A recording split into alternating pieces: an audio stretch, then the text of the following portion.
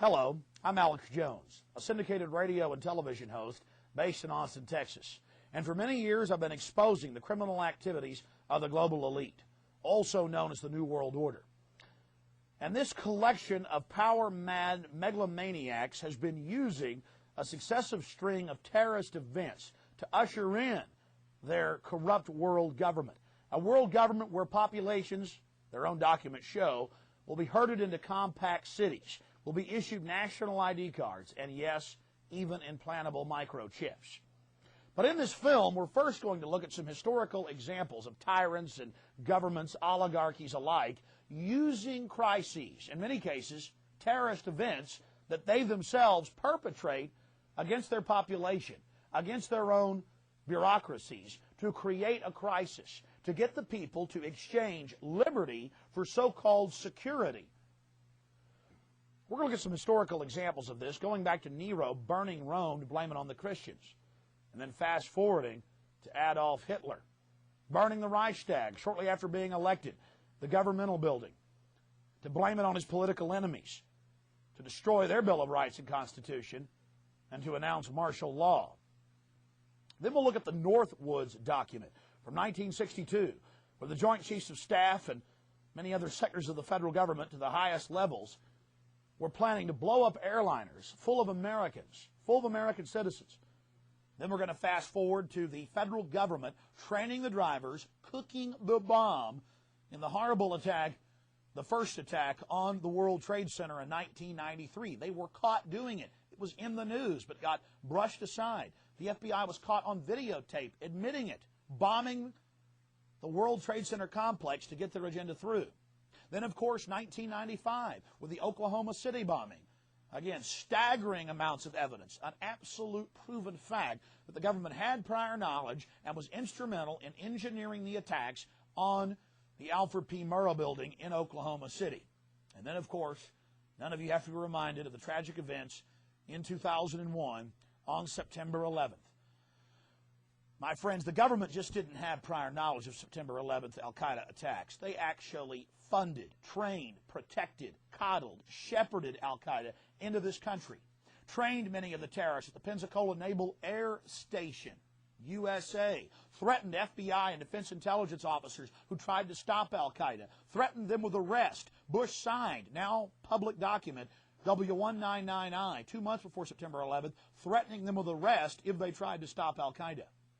And now his approval rating went from 45% to 90+%. The USA Patriot Act that has just eviscerated the Bill of Rights and Constitution has been passed, and yes, it pertains to Americans. Their cashless society, compact city, control grid is falling into place. The people were preconditioned before all of these terrorist attacks to give up their liberties, and then the government will be able to protect them from terrorists. Look at who really stands to gain from this. Look who has the motive. You know, we tripled the FBI's anti-terrorism funding in 1996 after Oklahoma City.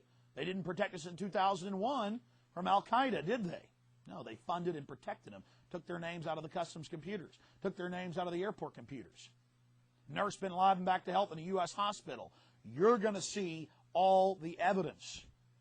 We had a war on drugs. There's triple the heroin, double the cocaine on our streets. Government's own numbers than there was 8 years ago. Our prison population has gone from 1.3 million to 6.5 million in the last 2 years, going into 2002, with the numbers only expanding. We had a war on poverty. There's more poverty. A war on illiteracy. There's more illiteracy. Now they're going to have this war on terrorism. You're going to see only escalations in it because the government only gets more power, more control over our lives, more funding after each horrible event. 12 people die at the first World Trade Center attack, 168, Oklahoma City, 3,000 plus, the second World Trade Center attack by the government. And now they're telling us get ready for more attacks. And yes, if we don't take microchips, if we don't accept a microchip population, then we're going to get attacked again. And already the states admit they'd already been implementing a national ID card scheme. And then, of course, the total goal. Why the New World Order is pushing all of this. We know they want tyranny. We know this global government is behind it. They're now publicly talking about a New World Order. How did they get all this? And what's their final goal? A world population reduction of 80% everyone crammed into compact cities, and yes, the United Nations is preparing to release mass plagues on the earth because the elite want the life extension technology for themselves. They know that technology is a double-edged sword that can be used to empower humanity or that can be used to totally enslave humanity. And they know they're in a race against time, that their window of opportunity is closing. And they've got to dehumanize us. They've got to enslave us here on the global plantation now, or they're going to lose control. The New World Order is run by absolutely ruthless individuals, hell-bent on dehumanizing the entire human community, obsessed with total control. These megalomaniacal Satanists are absolutely sworn to the creation of a worldwide tyranny called the New World Order. This is the evidence, and it is conclusive. 911, the Road to Tyranny. War. Empires are built and maintained by it. Populations rally during time of war. Nothing centralizes power like it on Earth. All throughout history, leaders have used this unifying force to control populations. Humans instinctively shift into mindless groupthink when faced by an outside threat, whether real or manufactured. But now, in the 21st century, the system of control continues, but with more sophistication. You see, if there isn't an enemy to fight, you have to manufacture one. In AD 64, on the 10th of August, Nero, emperor of Rome, set the city ablaze while he fiddled. You see, he had a problem. The Christians were getting too popular. Of course, after he torched Rome, people were more than happy to rip them limb from limb in the arena. The persecution of the Christians is only one of many ancient examples of governments persecuting populations after creating crises. On February 15, 1898, treason was committed by William McKinley's Navy when they blew up their own ship in Havana Harbor to create a pretext for war with the Spanish government. Adolf Hitler had already been elected president, but he wanted to abolish the chancellery and make himself Fuhrer. And to do that, he had to create enough of a crisis to create massive levels of fear in the population so that they would willingly lay down their republic and give it into the hands of this monster. On the night of February 27, 1933, Adolf Hitler's stormtroopers, historical documents now conclusively show from Nazi archives, burned the Reichstag government building to the ground. A wave of arrests then took place across the Reich as the Fuhrer told the people, "Yes, I will protect you. You will have a utopia world. Everything will be given to you by the state as long as you offer total fealty and support of your Fuhrer." The people bought the utopia and were totally enslaved.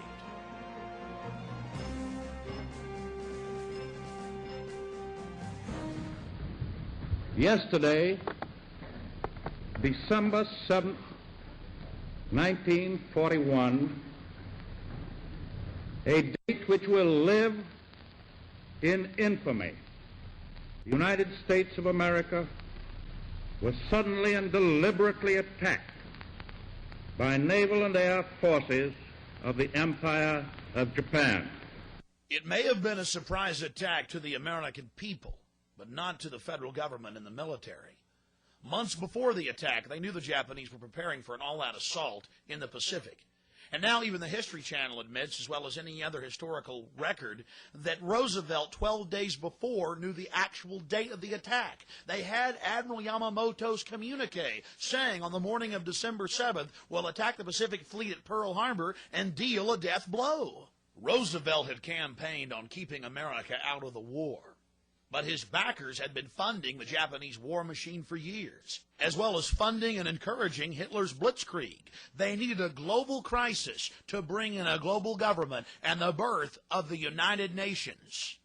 That's why 6 months before the attack on Pearl Harbor, Roosevelt had the Naval Command remove the code-breaking machines from Pearl Harbor, as well as dismantle the radar. They had to have the crisis to create this global system of tyranny. Think of the dastardly deed they had committed, leaving our troops, our sailors, our boys to die. You see, the global elite had attempted to create a League of Nations at the end of World War I. World War II had to be bigger and on a larger scale, so the people would say, give us a global government to protect us from these horrible wars.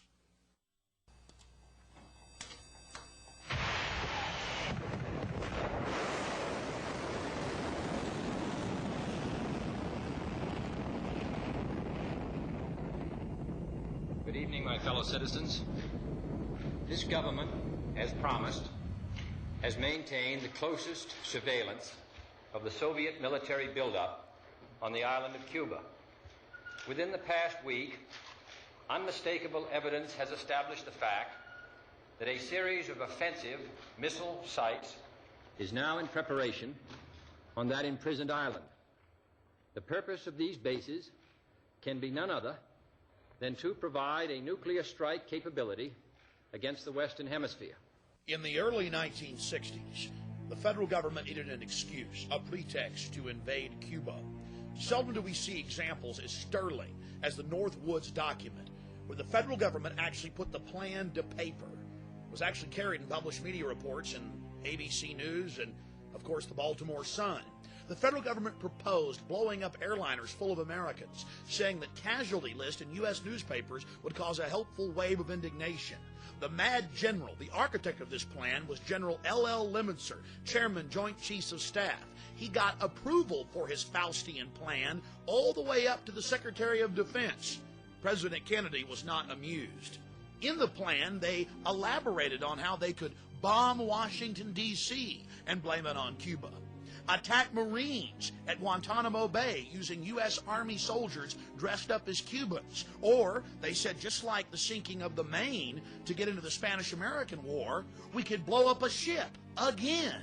Here they are admitting the problem-reaction solution system and how effective it is to motivate the American people to get them behind a war, a nuclear war with Cuba and the Soviet Union. And you didn't believe that the government was capable of hijacking its own aircraft and killing its own citizens. President Kennedy had always been a servant of the elite, but he was so shocked by the Northwoods document that he signed Executive Order 11110 shortly before his death, announcing that he would abolish the Federal Reserve System. He also began to pull us out of Vietnam and signed an order to abolish the CIA. It was at that point that he was assassinated. You see, he had decided to be a leader of the people, to defend their interest, and the New World Order couldn't allow that to happen.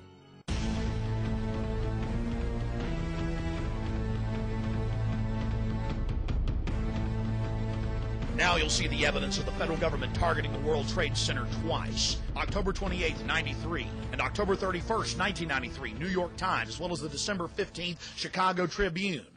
The federal government was actually caught on tape by their informants, ordering them to let the bombing go forward, to cook the bomb, to give the terrorists the detonators, to create yet another crisis, this time to usher in a police state and a war upon the American people. Unlike the Northwoods plan, the FBI actually carried out the attack on the World Trade Center in 1993. They actually hired a retired 43-year-old former Egyptian army officer, Ahmad Salam, and paid him $1 million and gave him real explosives, a detonator, and told him to build a bomb and to give it to the foolish people that he was controlling to allow them to attack the World Trade Center complex. There was only one problem with their plan. Mr. Salam was not as ruthless and sociopathic as the FBI and their globalist controllers. He began to get very concerned right before and, of course, after the attack, saying, "Why are you giving me real explosives if this is just a sting operation?" When they told him to go ahead and let the attack go forward, he secretly recorded the head of the FBI in New York ordering him to let the bombing take place. It's very important to understand that all the evidence you just saw is documented, 110%. It is part of the public record. The FBI admits it, but the media wrote a few stories about it. There were a couple of nightly newscasts. It was never heard of again. But unlike Pearl Harbor, where the government allowed the Japanese to attack as a pretext for war, the federal government financed and controlled this attack on the World Trade Center to create a system of anti-terrorism, to sic a homeland security system on the American people. There was only one problem. The drivers of the truck didn't park it up against the main support column as they had been ordered to do by Mr. Salam and the FBI. No, my friends, they parked it about a dozen feet away, and so it didn't bring down the building. And in consequence, they didn't get the massive death toll they needed to create the martial law system they were hell-bent on implementing against our constitutional republic and the American people. To the American people's horror, the feds finished the job on September 11, 2001.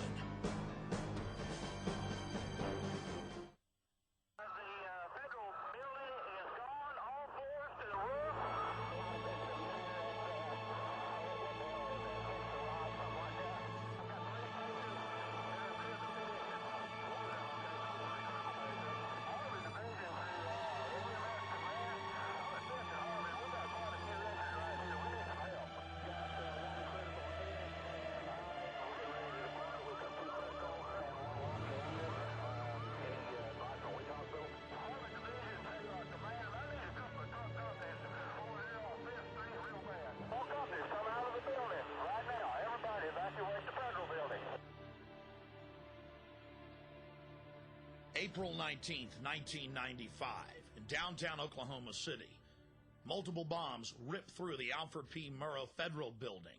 And as usual, federal fingerprints were all over this tragic event. Then President Bill Clinton, taking his orders from on high from the New World Order chieftains, needed a crisis to get his gun control agenda through, as well as his plans for a socialized America. Taking a page out of the Strong Men's Handbook, Bill Clinton knew that a crisis of this magnitude, endless images of mangled children, would pull on the heartstrings of the American people, and they would beg for the Anti-Terrorism Effective Death Penalty Act that he had failed to pass just a year before. The bill absolutely eviscerated massive sections of the Constitution and the Bill of Rights. We've been investigating this tragedy for over 6 years. The amount of evidence is staggering. Let's just hit some of the key points. Now let's get into it. Station that one explosion caused, because here's now what we are starting to learn about the succession, or what someone obviously hoped would be a succession of explosions. The first bomb that was in the federal building did go off. It did the damage that you see right there. The second explosive was found and diffused. The third explosive that was found, and they are working on right now as we speak, I understand, both the second and third explosives, if you can imagine this, were larger than the first. So try to imagine two- or threefold happening what we've already seen there. It is just incredible to think that there was that much heavy artillery that was somehow moved into the downtown Oklahoma City Federal Building. Two other explosive devices were found that were not detonated, and they were larger than the first. I think he said another bomb. Oh my God, another bomb. We just saw, if you were watching there was a white pickup truck backing a trailer into the scene here. They're trying to move people out of the way so they can get it in. Appears to be the Oklahoma County Bomb Squad.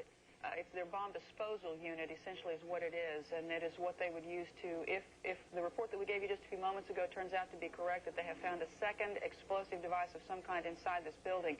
They'll back that trailer down there, and the bomb squad folks will go in, and they will use that trailer. You see the bucket on the back there, sort of, this is how they would transport the explosive device away from this populated area to try to do something with it. The Justice Department is reporting that a second explosive device has been found in the A.P. Murrah building in downtown Oklahoma City. Mike, you're still with us, aren't you? Yes, I am, and I might tell you, in addition to that, in fact, what we were told at the scene a few minutes ago was that, in fact, two different explosive devices were found in addition to the one that went off. So a total of three. A total of three. Now confirmed through federal authorities that a second bomb has been found inside that federal building in Oklahoma City. It was an explosion at 9 o'clock this morning that did that damage you're looking at right there, blowing off the entire north face of that building. Again, you're looking at the north face there. A second bomb was found on the east side of that building. A bomb squad is on the scene. That second bomb has not exploded. We don't know quite the status yet, if they've managed to defuse it, but it has been confirmed that a second bomb was found on the east side. The report I have is that one device was deactivated. Apparently there's another device, and obviously whatever did the damage to the Murrah building was a tremendous, very sophisticated explosive device. So President Clinton just called Governor Frank Keating, and he says that 3 FBI anti-terrorist teams are en route to Oklahoma City. Right now, they are saying that this is the work of a sophisticated group. This is a very sophisticated device, and it has to have been done by an explosives expert. Obviously, with this type of explosion. The medical teams downtown are unable to get into the wreckage to retrieve more of the injured because of the presence of other bombs in the area. I just took a look down the street at the Murrah building again. I see another bomb truck going, so apparently they're going to try to get out that third bomb that's been talked about. Still a lot of activity around the Murrah building. Security concerns that another one still might go off. Fortunately, it didn't, because the second device that they found, we understand, was even more powerful than the first. They then found a third device, and you can see the look on this woman's face at the fear that she might have to go through the same thing again. They then found a third device, which was also larger than the first. Hard to feel lucky at this point, but certainly through some good work by some munitions experts and the explosive sniffing dogs, further tragedy has almost certainly been averted here. But it was a great stroke of luck that we actually have got diffused bombs. It's through the bomb material that we will be able to track down who committed this atrocity. It would have been an incredible help to have been able to get a hold of those unexploded bombs. Unfortunately, the BATF, according to police and firefighter testimony, were inside removing them and spiriting them away because they had to keep their story straight that there was only one bomb, a truck bomb. Out of hundreds of people we interviewed, we couldn't find a single person who said they'd heard only one explosion. Did you live here, Charles, at the time of the bomb? I live here. I work right here in this building. I was at work. At work. Did you feel it? Yeah, I thought this building was blowing up. How many blasts did you feel? 2. And how far apart were they? Oh, probably about boom, and then it's boom. It's a historical fact, part of the public record, that there were multiple devices inside the Oklahoma City building, and that there were at least 2 explosions. The emergency radio transmission transcripts show clearly that the police and firefighters were on the record witnessing the BATF removing unexploded devices. But you see, we have the actual scientific fact. We have the University of Oklahoma's own seismograph reports, as well as the U.S. Geological Survey reports. 2 different scientific institutions showing multiple explosions. But you see, McVeigh would have had to have had accomplices, and that didn't fit in to the federal story, especially if the reality showed that it had to be somebody who had access to a federal building for long extended periods of time. General Benton K. Parton is the former head of Air Force Weapons Development and had over 30-plus years running the Air Force Weapons Development Program. He has multiple engineering degrees. General Parton was amazed by press reports claiming the building had been blown in and that a truck bomb could cause that damage, when even basic understanding of explosive signatures shows that the building was blown not from the outside in, but from the inside out. Within days of the blast, General Benton K. Parton was on the scene. But of course he was barred access. But from video as well as photographs of the columns, it was obvious to any trained eye that the columns had been blown off by shape charges. In a detailed report, the former head of Air Force Weapons Development laid out the physics, the mathematics. It was a physical impossibility for a truck bomb, even made of military-grade explosives, couldn't even begin to approach the damage that was brought against the Oklahoma City Federal Building. Now the seismographs come in. You see, the seismographs first registered one distinct explosion and then a group of explosions so close to each other that they couldn't be separated. You see, the feds had to have a diversionary blast. They had to be able to tell the world that it was that lone nut McVeigh out front. You see, they needed McVeigh's truck bomb outside so they could cover the fact that there was actually explosives inside the structure. And if you look at the actual crater that was there, it was so small it could hardly be measured. But later in media reports, it got bigger and bigger and bigger. Another key piece of evidence that General Parton raises is that a single bomb explosion cannot account for the failure of column B, which was further from the truck bomb than columns B4 and B5, which did not fail. He concludes that the asymmetrical nature of the damage to the Murrah building is one indication of demolition charges were being used in the bombing. In modern history, literally thousands of structures of every type and design have been destroyed commercially to make way for new structures. But that didn't matter to the BATF, the federal government, and the media. They turned structural engineering on its head, demanding, telling the world that a single truck bomb actually did this damage, and with this signature that clearly showed that the building had been blown out, not in. Not only was the scientific and engineering world in shock disbelief, the general public wasn't buying the story because they'd seen what had happened. Now let's go to an actual news report the day of the tragedy. Some of the floors have just crashed together. I mean, there are some points where you just literally can't get in at all. And then from Chopper 4, at some particular points, we could see all the way through the building. That's the force of the explosion. It just blew out all the walls and everything inside. Blew out all the walls, blew out all the walls, blew out all the walls. Outraged by the federal cover-up, leaders from across Oklahoma, led by State Representative Charles Key, banded together to put together the final report, 550 pages detailing this criminal federal operation. Now let's look at the cowardice of the BATF. You see, they got a warning, but they didn't pass it on to the children in the daycare center. What he told him is that he thought that they had received a tip that morning of the bomb.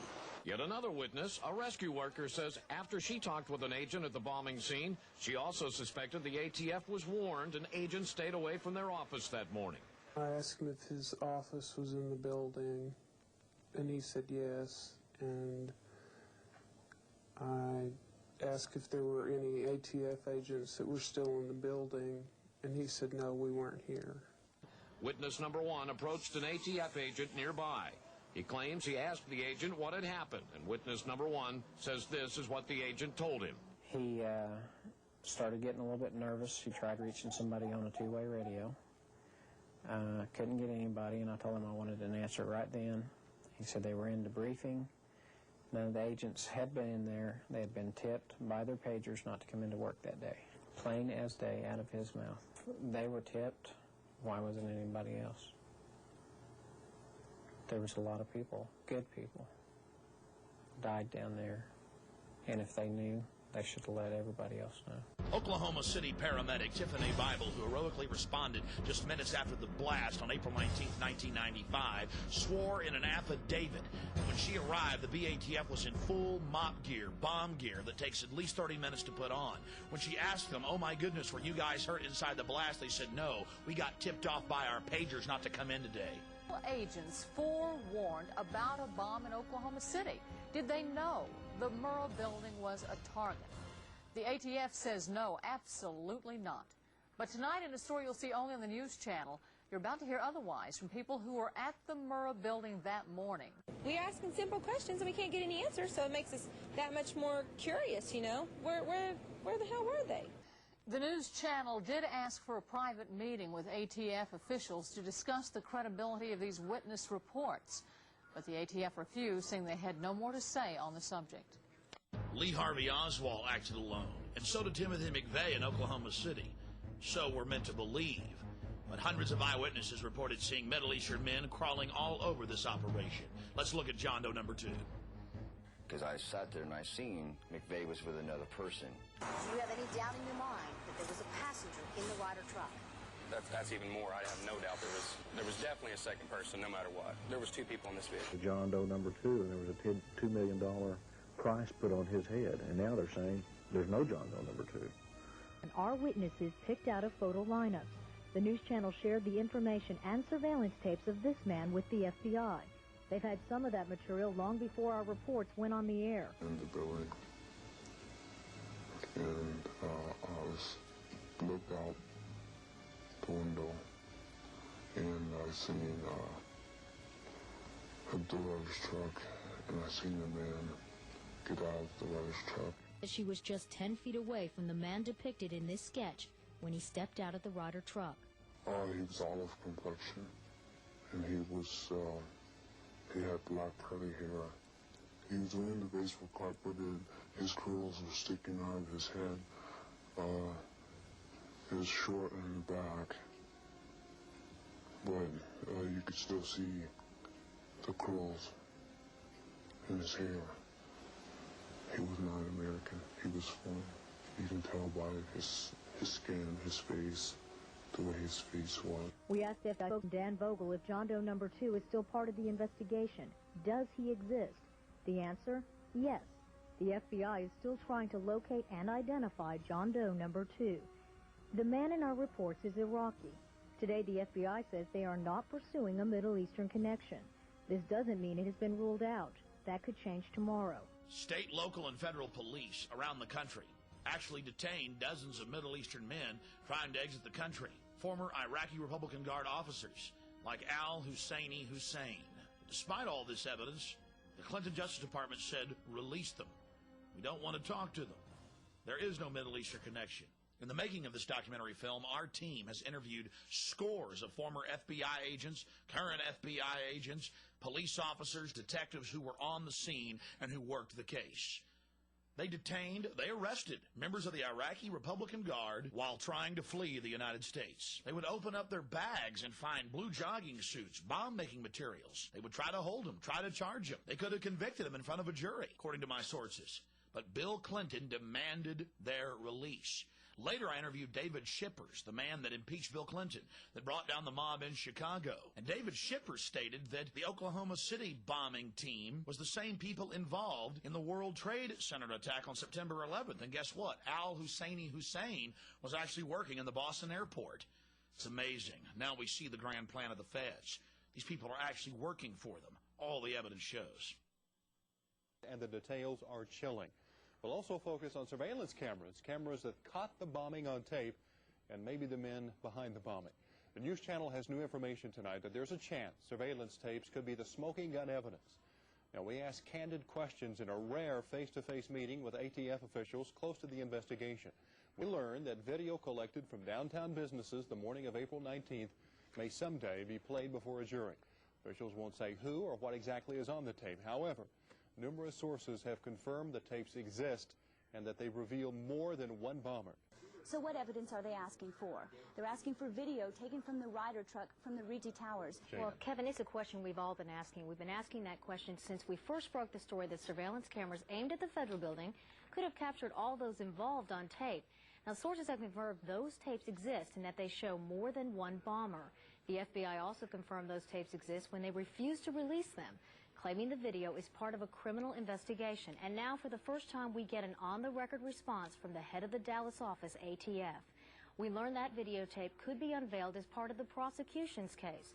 No officials will discuss specifically what's on the video, but we have been able to recreate some of what may have been captured by downtown surveillance cameras through the eyes of the witnesses. Now, you're looking at a computer recreation of the final movements of the Ryder truck according to the people who crossed its path at 5th and Harvey, moments before the explosion. Tonight at 10, the witnesses will detail their memories of how they believe the suspects carried out the crime and made their getaway. Now, all these accounts share a common and unsettling similarity. The witnesses say they saw several accomplices, including the infamous John Doe No. 2. ATF officials tell us the elusive John Doe is still part of this case, but will not comment any further.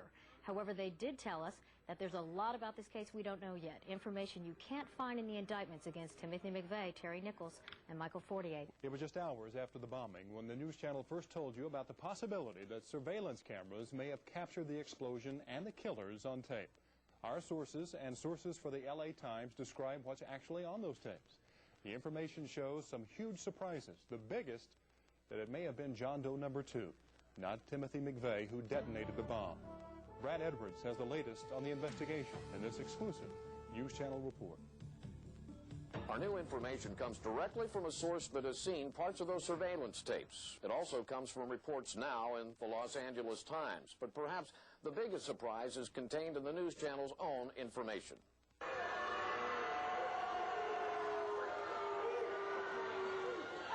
Timothy McVeigh was not the last person to leave the Ryder truck. In fact, another man sat inside the cab of the truck after McVeigh got out. We believe that man is John Doe No. 2, a man who, for all we know, is still on the loose, leaving open a vital question. Was it John Doe No. 2 who actually set off the bomb, not Timothy McVeigh, as we've all been led to believe? News Channel 4 has for weeks been demanding copies of the surveillance tapes from the FBI. The federal government so far is dragging its feet. But many people in the investigation have seen the tapes, and now so has a source willing to describe to the News Channel what the tapes show. The LA Times report shows there was a surveillance camera near the corner of 5th and Harvey and another near the corner of 5th and Robinson. Federal investigators recreated the time sequence leading up to the bombing by matching the video and still photos from the surveillance cameras. Since we can't show you the tape ourselves, we're reenacting what our source says he saw on those tapes. As witnesses told the News Channel before, the tapes show the Ryder truck parked in front of the Murrah building where we now know the blast went off. As witnesses also told us, the tape showed two men sitting inside the Ryder truck. A man strongly resembling Timothy McVeigh gets out of the driver's side, steps down. He then appears to have dropped something on the step up into the truck. He bends down and appears to pick something up off the step. Then he turns and walks directly across 5th Street toward the Journal Record building. All this time, John Doe No. 2 is still inside the Ryder truck's cab, sitting on the passenger side. Time passes. The surveillance tape is time-lapse photography. Without knowing exactly the time interval between shots, our source can't be sure how long John Doe No. 2 sat in that cab. What was he doing all that time? Then the tape shows John Doe No. 2 getting out of the passenger side of the Ryder truck. Again, the tape shows that a bombing witness accurately described what happened next to News Channel 4. Standing in the building, and I looked out the window, and I seen the Ryder's truck, and I seen the man get out of the Ryder's truck. The tape shows John Doe number 2 getting out, shutting the passenger side door. He steps toward the front of the truck and is momentarily out of the frame of the surveillance camera. But shortly, he appears back in frame, walking toward the rear of the truck, still on the sidewalk in front of the Murrah building.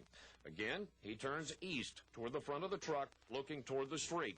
John Doe number 2 then walks diagonally across 5th Street toward the east, as if heading toward the YMCA or the intersection of 5th and Robinson.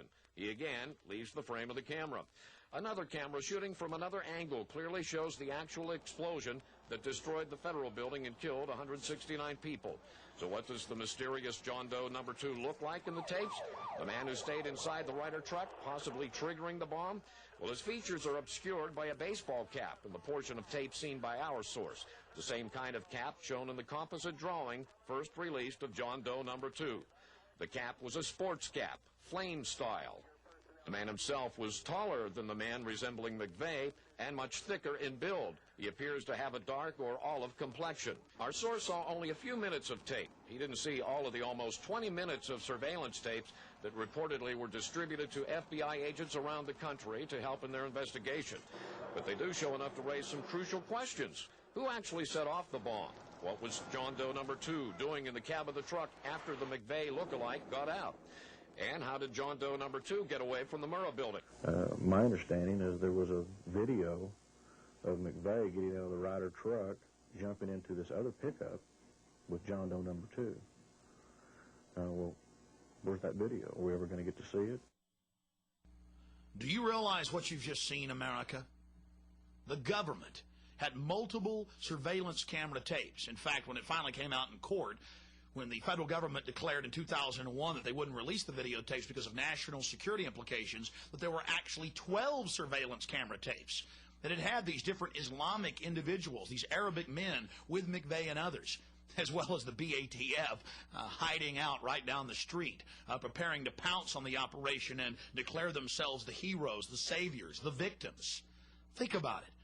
Now in 2001 and right into 2002, the federal government claims national security and refuses to release 12-plus surveillance camera tapes. What are they hiding?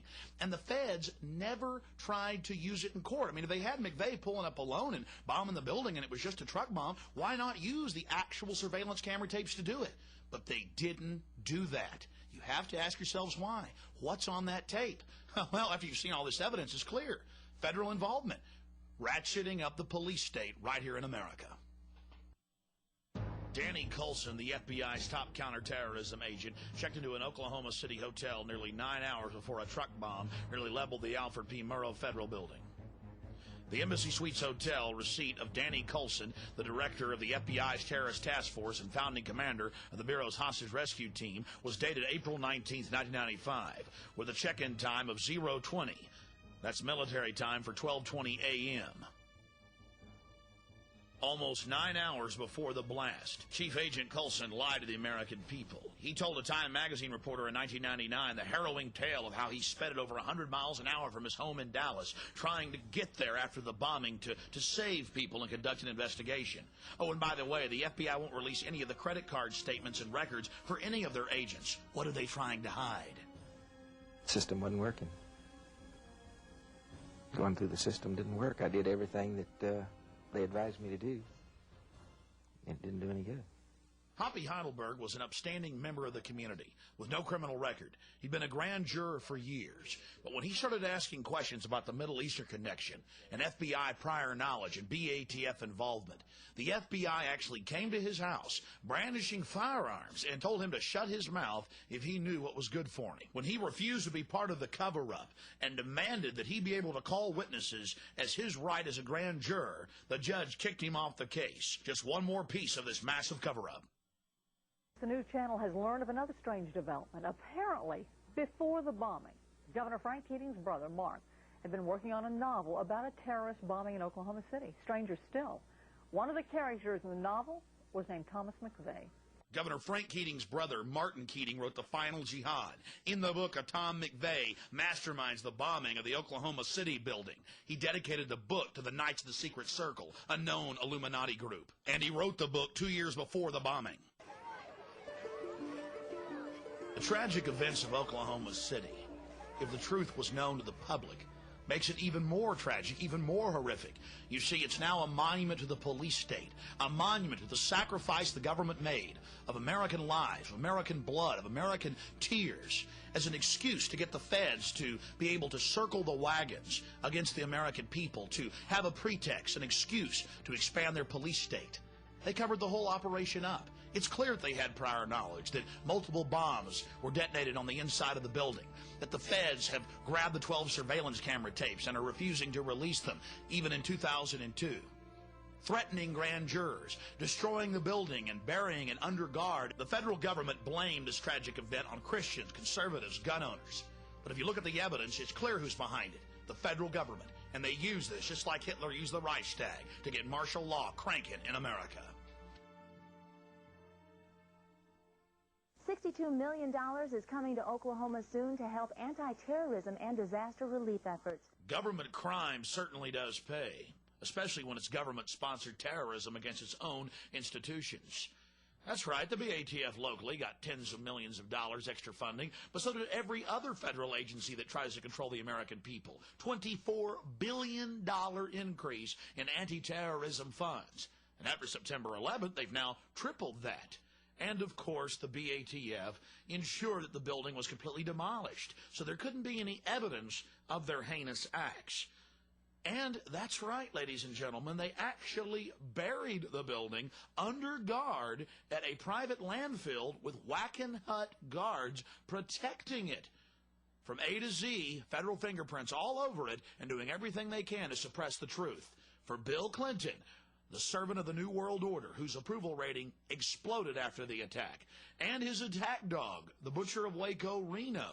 She was very happy to blame it on Christians and conservatives and gun owners. It was her excuse to expand federal control over local police and to merge the military with the police in new giant anti-terrorism training camps where the military and the police prepare for mass gun confiscation and extermination of the American people. Evidence of that's coming up later.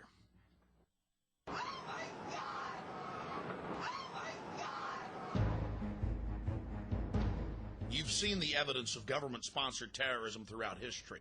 Now let's take a closer look at what happened on September 11th, 2001, and how it's being used to usher in a new world order.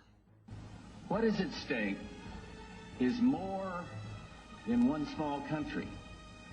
It is a big idea, a new world order, where diverse nations are drawn together in common cause to achieve the universal aspirations of mankind: peace and security, freedom, and the rule of law. Out of these troubled times, our fifth objective, a new world order, can emerge. Now we can see a new world coming into view. A world in which there is the very real prospect of a new world order. The Council on Foreign Relations, known as the CFR, an organization publicly sworn to destroy American national sovereignty and usher in a tyrannical world police state, could not contain their glee on September 12th, the day after the tragic attack. They announced their New World Order. There is a chance for the President of the United States to use this disaster to carry out what his father, a phrase his father used, I think, only once, and hasn't been used since, and that is a new world order. There it is, the CFR actually admitting that this crisis was helping them to bring in a new world order, global government. And how would they get that job done? You see, for decades, going back to Jimmy Carter and Brzezinski, the national security advisor, they had been breeding, creating these terrorist organizations, funding them and training them to attack America. Brzezinski, co-founder of the Trilateral Commission with David Rockefeller and other luminaries of the global system, actually bragged in his 1998 book, these criminals love to brag, The Grand Chessboard, of how America would be attacked by Afghan terrorists and how global government, a war for global government, would then take place in Central Asia, how it could be used to roll out national ID cards and a global police state here in the United States. All of this being planned back in the 70s, 80s, and 90s. The relationship between the CIA and the Afghan freedom fighters, the Mujahideen, even predates Ronald Reagan. The bonds that were forged there with the Central Intelligence Agency led to the creation of their super asset, Osama bin Laden, the rich Saudi Arabian sheik whose family to this day builds all U.S. military bases in the Middle East, North Africa, and in Central Asia. It's on the record that bin Laden's a CIA asset, and every time an American president needs a distraction overseas, a ship or an embassy gets blown up. On October 12, 1998, the USS Cole, while docked at the port of Aden in Yemen, was attacked. 17 Americans were killed, 39 wounded. Sacrificed yet again on the altar of globalism. Just like clockwork, every time Bill Clinton was in trouble, an embassy, a ship, a barracks was blown up.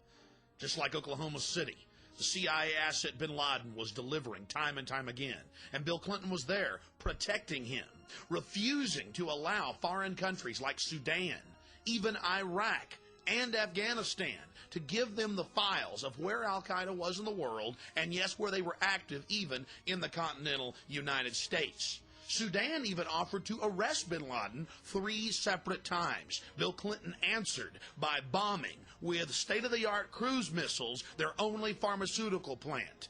Denying Africa desperately needed medicines. You see, in reality, it's a lot bigger than just Republican or Democrat. The reality is the Central Intelligence Agency, controlled by Wall Street, has been grooming this creature and his family over the last 50 years to carry out dangerous projects in the Middle East, Central Asia, and North Africa. Back in 1996, the CIA worked in tandem with Pakistan to create the Taliban. Then in 1998, when the Afghans offered to arrest bin Laden, the CIA responded, publicly telling him to do no such thing. They needed this boogeyman for one more big action, and his family the entire time was being rewarded with giant satellite company deals, oil company mergers, and some of the biggest construction projects in the world. New world coming. America will become increasingly vulnerable to hostile attack on our homeland, and our military superiority will not entirely protect us. Americans will likely die on American soil, possibly in large numbers. Americans will likely die on American soil, possibly in large numbers. Possibly in large numbers. Possibly in large numbers. Shortly after September 11th, witnesses came forward documenting that bin Laden had actually met and planned the September 11th attacks with the CIA for 10 days in Dubai in an American Army hospital. French intelligence was so upset by what they had learned that they actually got media reports published before September 11th, specifically warning that bin Laden was planning to hijack aircraft and fly them into tall buildings in downtown Manhattan, as well as the Pentagon. Of course, the Pentagon, the Defense Department, didn't need to be warned. First media reports that came out said that 5 of the hijackers had been trained at the Pensacola Naval Air Station. Later media reports in the Pensacola News Journal confirmed that 3 of the hijackers had been trained at the Pensacola Naval Air Station 2 years before September 11th. The San Francisco Chronicle also reported that one of the top lieutenants of al-Qaeda was actually an FBI asset, not to mention a member of the U.S. Army. The next piece of evidence you're about to see is the biggest smoking gun of them all. President George W. Bush signed Presidential Decision Directive W199I, telling FBI agents as well as defense intelligence officers that if they tried to stop al-Qaeda, they would be arrested under national security implications. It's been in every publication from the Wall Street Journal to the Washington Times. Actual lawsuits have now been filed by FBI agents who are outraged by the fact that they were not allowed to stop al-Qaeda. The global crime syndicate that George W. Bush and his family fronts for has everything to gain from the September 11th attacks: a national ID card, a national control grid, a cashless society. It's part of the public record. George Bush signed the documents threatening Defense Intelligence and FBI agents with arrest if they stopped al-Qaeda. This is the most absolutely treasonous, treacherous thing he could possibly do. George Bush is a mass murderer. Before the Bush administration shut him down, CNN's American Morning with Paula Zahn actually reported that FBI Deputy Director John O'Neill resigned because he felt the U.S. administration was obstructing the FBI and their attempt to stop al-Qaeda. They went on to report that Bush signed W199I, restricting the investigation. Again, this is high treason, absolute fact. George Bush signed this public document. BBC has a copy of it, and George Bush is an intimate partner with bin Laden, a traitor to America. Months before September 11, 2001, Indian as well as Pakistani diplomats had gone public with the fact that U.S. Special Forces were massing in Tajikistan, preparing for a full-scale invasion of Afghanistan. So the U.S. government was massing troops outside Afghanistan, publicly getting ready for an invasion right before September 11th. Another smoking gun, another red flag. We already talked about the Deputy FBI Director, John O'Neill, quitting because George Bush signed an order not allowing him to stop al-Qaeda. You're probably wondering, why doesn't he go public now? Well, there's a problem. Mr. O'Neill is dead. His new job was working as the head of security for the World Trade Center complex, and he died in the collapse of September 11th, his first day on the job. The Bush and bin Laden family connection goes back over half a century, and by the 1970s, George Bush Jr. as well as Osama bin Laden and his big brother were already vacationing together, owning airports as well as oil companies together. Even before September 11th, the Wall Street Journal had called for the Bush family to end their relationship with the bin Ladens. Then, of course, there's the Carlyle Group, the biggest defense contractor on the planet. And guess who the majority owners are? The Bush family and the bin Ladens. They could profit in the hundreds of billions off of this new war. Now you begin to understand what's fueling these criminal activities. Money and power. Dozens of respected publications have asked a simple question. What brought those buildings down? Especially Building 7 that wasn't even hit by an aircraft. Lou Caccioli, a 51-year-old firefighter in New York who was trapped inside the building, reported that multiple bombs were going off all around him. There are other eyewitnesses, former military munitions experts and police officers, as well as structural engineers. The oldest firefighting magazine in the country was absolutely outraged, demanding a real investigation. According to their evidence, there's no way that aircraft could have brought down those buildings. And don't forget Building 7. Nothing hit Building 7, but still it collapsed in a symmetrical fashion. The September 12, 2001 San Francisco Chronicle reported that Mayor Willie Brown was warned by the federal government not to fly on September 11th. He was warned the evening before. Now, of course, under pressure from the White House, Willie Brown refuses to say exactly what federal agency warned him, just that he was warned not to fly on September 11th. I wish the rest of the American people would have gotten that warning.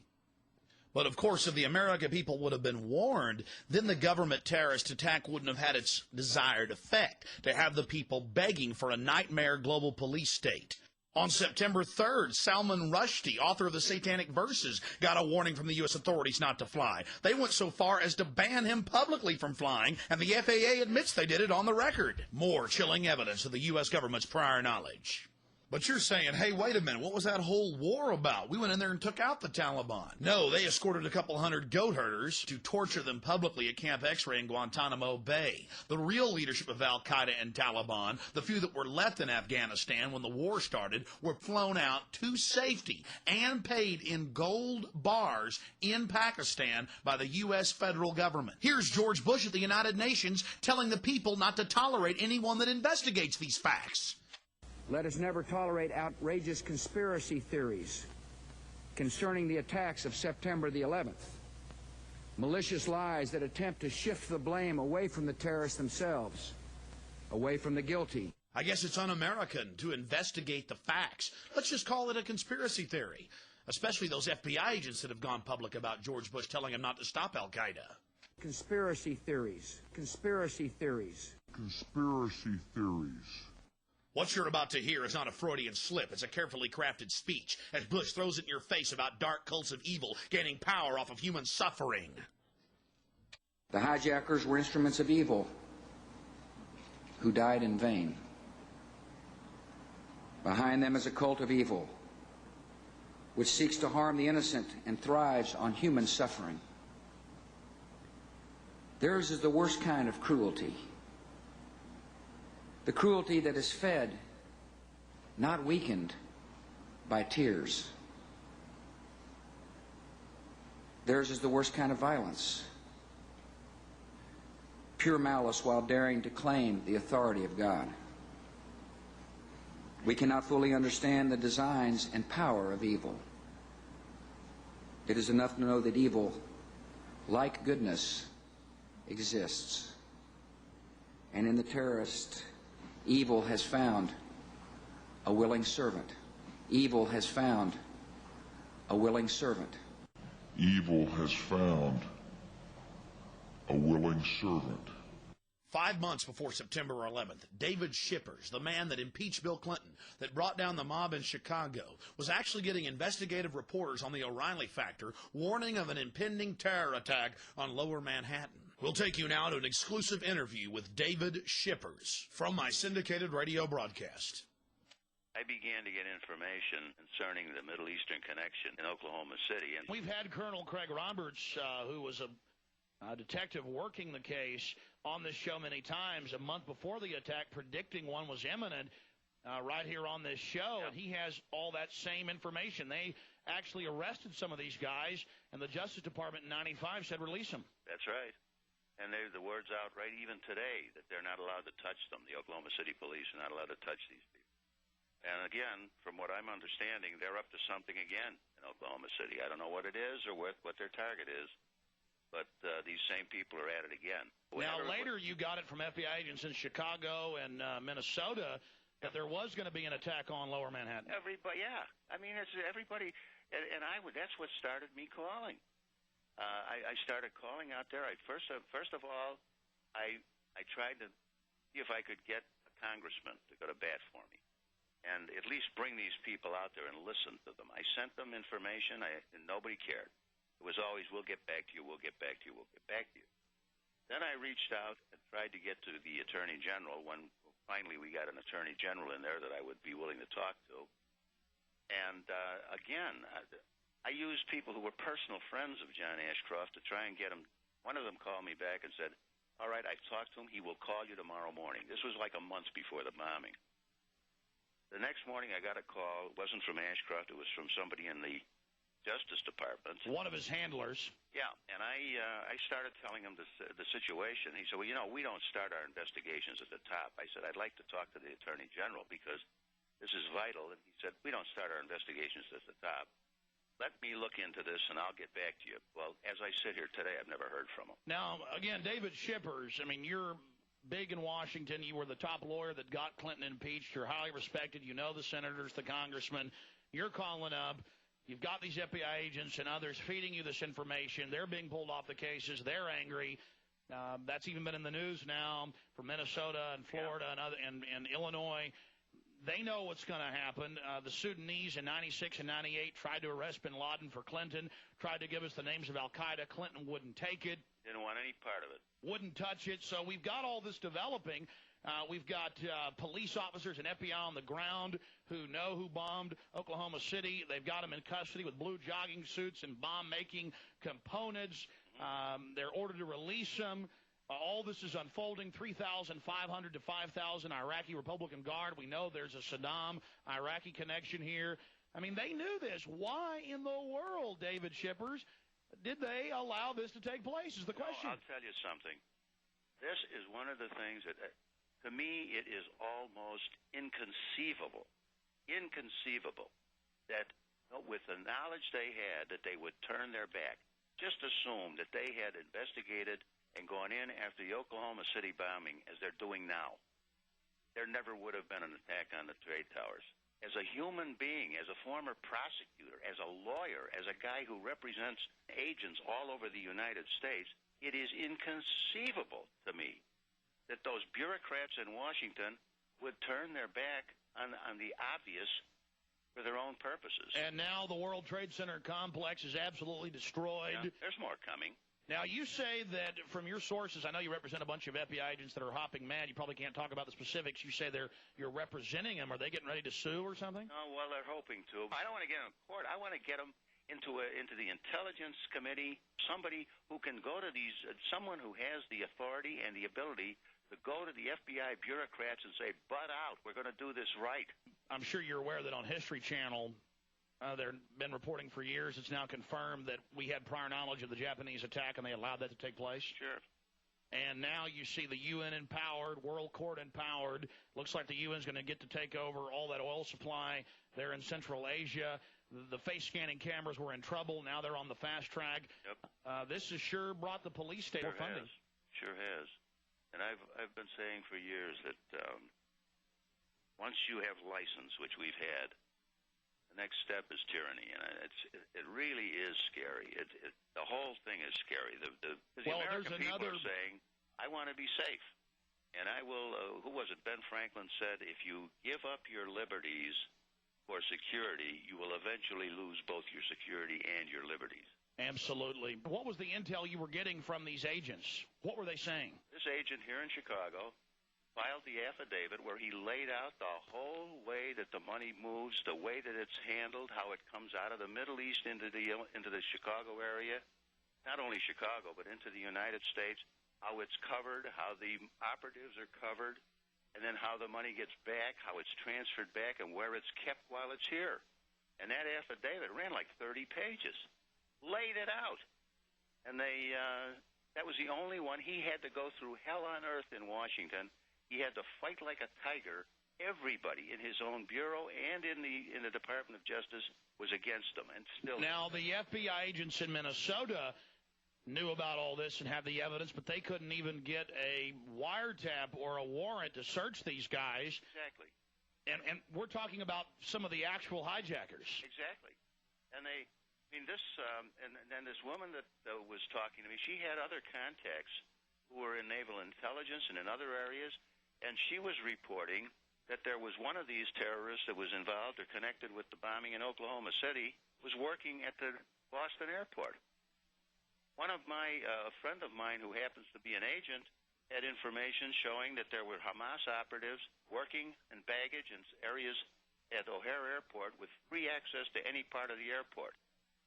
But no one would listen. Clinton and his boys didn't want the United States to realize that Flight 800 was a terrorist attack and that the Oklahoma City was a terrorist attack because they didn't want to have to admit that the intelligence of the United States was totally destroyed. Well, Craig Roberts says it best. They wanted to demonize the patriots, the Christians, and create this internal security force to watch Americans because, the precious Arabs, they can't do anything wrong. That's exactly what they started. Remember, I forget what nitwit it was that came out and said, you can really blame some of the Rush Limbaughs and the talk show hosts who are fomenting this terror. Well, that was Bill Clinton. Clinton made that statement. And they had a handy guy in McVeigh. They had a real handy guy. I also know, and I know this through affidavits that I've read, that there were people, eyeball witnesses, who saw the Middle Eastern man running from the scene alongside McVeigh. And why don't the feds just release those 12 surveillance camera tapes if it's just McVeigh alone? Those surveillance camera tapes are going to show that there was a Middle Eastern man running with him. Some of these people who gave affidavits were interviewed by the FBI during the course of the investigation. They were interviewed about the second person they saw, and the agents tried to make them say that the second person was Nichols. Every single one of these people said absolutely not. It was a Middle Eastern type individual. Al Husseini. Now, listen to this. None of those 302s, none of those investigative reports have ever surfaced. So the FBI comes up with all these thousands of documents that they claim they overlooked, but the key ones where they tried to get them to say it was Nichols never surfaced. What were they saying about the attack on Lower Manhattan? The original report that I got was that that they had arranged for 3 attacks on the United States. 1, they were going to take down an airliner. 2, they were going to attack a federal facility in the heartland of the United States. First one's TWA, Oklahoma City, in reverse order, and then now. And the third one was going to be a massive attack in Lower Manhattan. The original plan was a suitcase tactical nuclear weapon. The people that I was talking to were very, very, very credible people. And, Okay, here's the bottom line question. You're getting intel, attack on Lower Manhattan, third big attack. What did you say? I mean, who did you talk to? I mean, we know you tried to get to the Attorney General and I tried others. to get to the Attorney General. My first move was to go through some of the people I knew in Congress to see if I could, somehow, because I was working on a two-front. It was really a two-front war. On the one hand, I wanted to get someone to listen to Jana about Oklahoma City, and what was coming up, what may be coming up. On the other hand, I was trying to get somebody to understand that Hamas has infiltrated the United States. I tried the House, I tried the Senate, I tried to get to the Department of Justice. The very people that put up roadblocks on the attack against the terrorists under Clinton are still there. And they still constitute almost like a moat between the people with information and the people who should hear the information. So when you're talking to these Justice Department people and folks in Congress trying to give them all this information, what do they say to you? They say, oh, my, that's wonderful. Yeah, we'll get right back to you. I have never got a call back. When I was on a radio program out east, out in Pittsburgh, and I hinted at this. I just hinted that the FBI was sitting on information when they should have been sharing it with others, and as a result, there was a breakdown in intelligence. The next morning, I got a call from the office of the Speaker of the House, who happens to be an Illinois Republican. Hastert, right. And they said, we understand. They hadn't heard the show, but they said, we understand you've got some information, et cetera, et cetera. I said, yes, I do. I would really like to share it with somebody. I have at least 2 and maybe 3 witnesses that should be subpoenaed to come out there and testify in executive session and tell you what I was talking about. Okay, we'll get back to you. That never heard again. A couple of days later, I got a call from the Senate Intelligence Committee. We hear that you've got information, et cetera, et cetera. Yes, I have information, and I'd be perfectly willing to bring it out to you, or I'd be perfectly willing to have my witnesses go in there and testify, but they have to be subpoenaed. Okay, we'll get back to you. That was last week. I still haven't heard a word. I talk to people like you who are in the media, people who are really well aware of what's going on, and they cannot believe that this can happen. Strangely enough, the one people that I haven't heard from is the FBI intelligence people. Of course, if I did hear from them, I wouldn't talk to them anyhow, because they're totally incompetent. They got their funding tripled after the first... Boy, that's great. They can all get a raise, and they can all sit around and tell everybody that their informants tell them this and informants tell them that. I'm still trying, and I'm still trying to get somebody to listen to me out there and listen to my witnesses, and to at least take the material.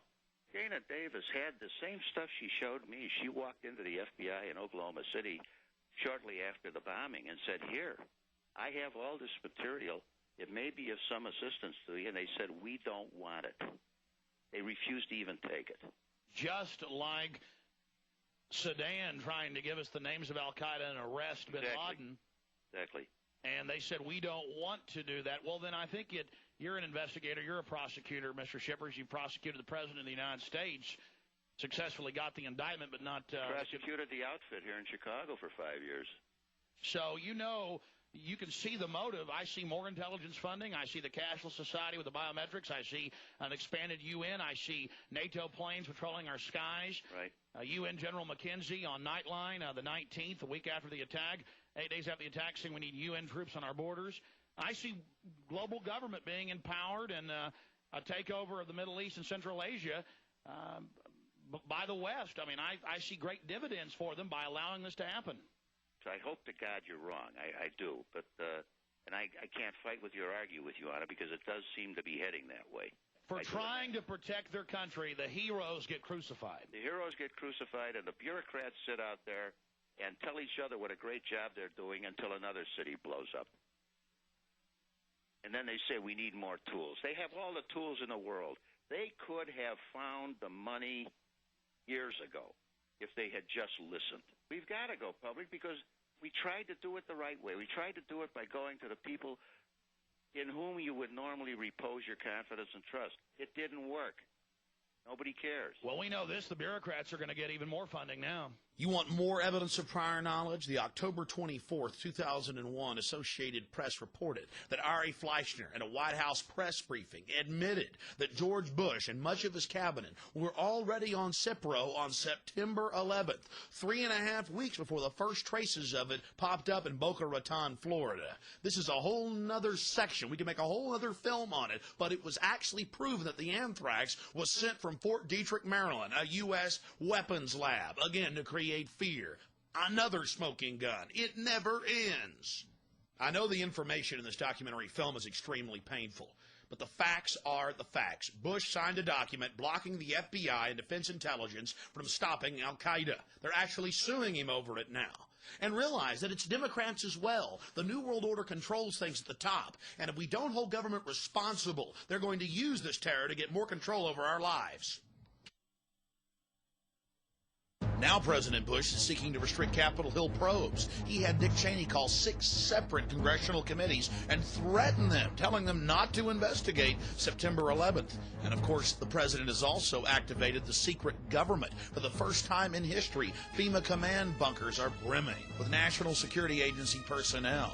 And on top of it, Congress wasn't even advised. Neither the Senate leader nor the Speaker of the House were even told, despite the fact that they are in the direct line of ascension in the chain of power. Why isn't the president including elected officials in the continuity of government program? Back in 1999, there was a rising young star in Russia. He just stepped down as the head of the KGB, the new FSB, Vladimir Putin.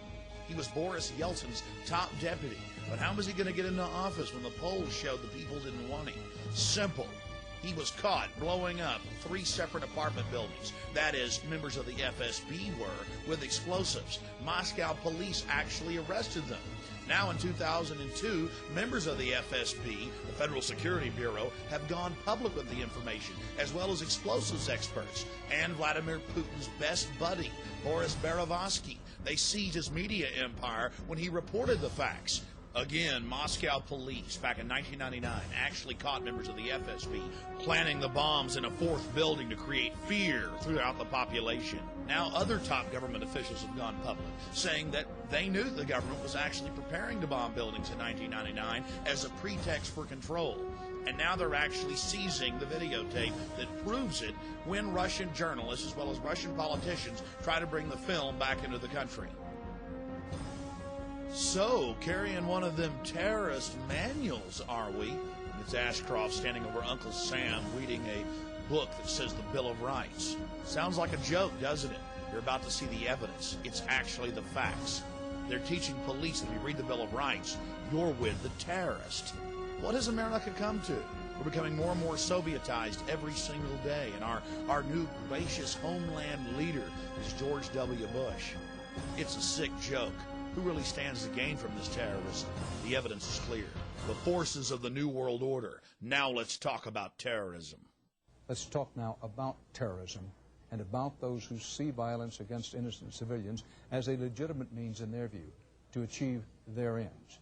This new law that I signed today will allow surveillance of all communications used by terrorists, including emails, the internet, and cell phones. The answer is yes. It's a war we have to win if we're going to protect the people of this country. I think the real issue is, what do we sacrifice, what do we give up in the process? So there is going to be a continuing trade-off between security and liberty and freedom going forward in the 21st century.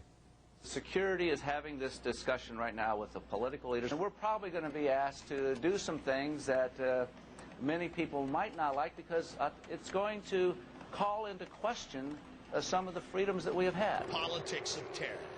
In the 20th and 21st century, inspection of any major terrorist event reveals that it is actually governments financing terrorist organizations to get a desired political outcome, to condition their population to accept higher levels of control. You've seen Hitler, Stalin, Mao, you've seen them all do it throughout the 20th century. And now in the 21st century, they're telling us it's going to be the century of terror and the century of a new world order. Look at the U.S. government. They tell us to give up our rights while our borders stay wide open, while tens of millions of people pour across our borders, come in through our ports, and land on airplanes. They have the nerve to tell American citizens that we must accept a national ID card in the name of safety. Use some common sense. The government tells us to leave the borders open even after September 11th and then treats us like slaves. Doesn't make any sense unless you're a slave master.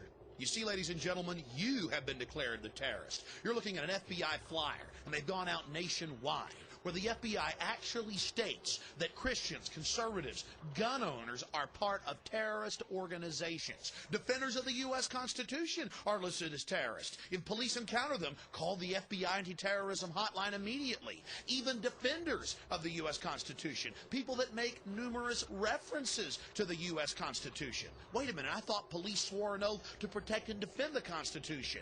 Not in the new America, not with an America with a big fat K. Face the facts, America. You are the terrorist. Abby Newman claims the checkpoint was unconstitutional. State police say the stop was legal, and Newman took it too far when she assaulted them. You can take a look at the video from the trooper's car taken here from the website Infowars.com and judge for yourself. Notice that the media wouldn't show a full screen, so no one could tell what was actually happening. We'll show you what really happened. I need to know who you are. No, you don't. Yes, ma'am, I do. I'm not speeding. I am not intoxicated. I have given you no reason to stop me, and this irritates me. And I would be very happy to go into town and talk to the supervisor. Sir, you cannot. You cannot. This is my... Step out of the vehicle. No, sir. You cannot reach into this vehicle. Sure I can. You cannot. I got to know who you are. You do not. I must know who you are before you can go down the road. I have not broken any laws. I have not accused you of breaking any laws, ma'am. You just reached in my vehicle and opened this door and are I have no idea who you are. The officer admits she's done nothing wrong, but she still must present her papers, all part of being guilty until proven innocent. I need to know who you are. Do you have a driver's license? You just proved to me you don't have probable cause because you don't avoid... Okay, shut your ignition off for me. Pardon me? Turn your car off for me. Why do I have to... Because I'm asking you to turn my car off. You are violating my United States constitutional rights. Any laws that go contrary to the United States Constitution are null and void, and I do not have to submit to them. I am not intoxicated. You have already stated you don't know who I am, so therefore... That's the whole point. I don't know who you are. I've told you who I am. Okay, this is an approved checking detail site. Are you going to tell me who you are? No, sir. You're not going to tell me who you are? You have not charged me with anything. You've not told me I've done anything wrong, and I do not owe you that, sir, because I don't serve you. You serve me. Okay. Because when you take one, you take another, and before you know it, we can't go anywhere without our papers, and that's what this is. May I see your papers, please? You can't travel down this road, ma'am, unless you show me your papers, please. You've already told me that the stickers are in order. I wasn't traveling an undue speed. I've done nothing wrong, and this is absolutely wrong. Don't reach inside my vehicle. I'm going to place you under arrest for obstruction of justice. What am I obstructing, sir? Sir! Step out of the car for me. Step out of the car for me. You are physically forcing me out. Step out of the car. No, sir, don't you touch any of my personal belongings in this car. You're right, I've recorded this conversation. Yes, I did. Resisting arrest. It is not assault. I'll get the car. Don't you take one single item out of my vehicle, sir. I'm not fighting you. You're under arrest for resisting arrest, obstruction of justice, and assault on a police officer. I did not assault you. Think about our priorities in America. At a warrantless Fourth Amendment violating checkpoint, they pull over a housewife with no criminal records. When she simply doesn't want to get out of her car, they grab her and charge her with assaulting them. Let's take a closer look, and you can judge for yourself what this thought criminal has done.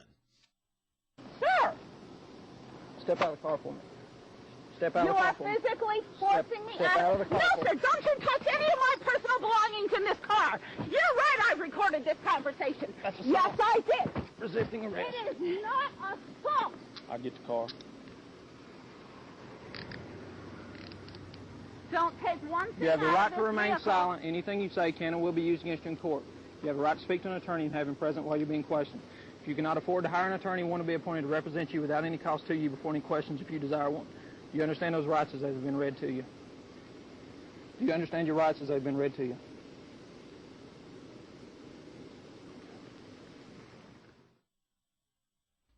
They're not concerned with our borders being wide open. The tens of millions of containers coming in each year that aren't even searched. No, they're worried about a woman on the side of the road and what she's reading, what she's thinking, what she's doing. This is the first-generation thought police right here in the United States. This type of activity is totally un-American. These officers should be ashamed of themselves. I want to see it there now. Strategies of submarine warfare. Hidden agenda. Called us. Man, she's into this weird crap. Power Plays, Ruthless.com, The Bear and the Dragon, Patriot Games. Here's where things really get interesting as they begin to dig through her car and find what they consider subversive material. Well, I just will get a record started. Yeah. You don't ask her, you just want to get the next one. I want to get the next one. She's invoked her right to remain silent, even though she don't believe in our laws. Even though she don't believe in our laws, no, trooper, it's you that don't know our laws. You're the one that's overthrowing our Constitution, our Bill of Rights. Our country was founded on people not being stopped like criminals, like peasants of being searched. The right of the people to be secure in their persons, houses, papers, and effects against unreasonable searches and seizures shall not be violated, and no warrant shall be issued but upon probable cause. You wouldn't believe all the paraphernalia in here. I mean, look at this clipboard right here. Check me out. Comment upon voluntary nature of Social Security. It's a whole riot act on why you don't have to have a Social Security card to pay into Social Security. She's just anti-government, yeah. She apparently belongs to some kind of a clan or something. Militant group. Yeah. It's Dixieland Law Journal, Constitution Society. I mean, all compulsory production of documents. Anti-government, a member of the Klan for knowing her constitutional rights, for being a member of the Constitutional Society. The FBI training of our police has really paid off. I mean, this is... She's definitely studied on it, hasn't she? I'm telling you what is the truth.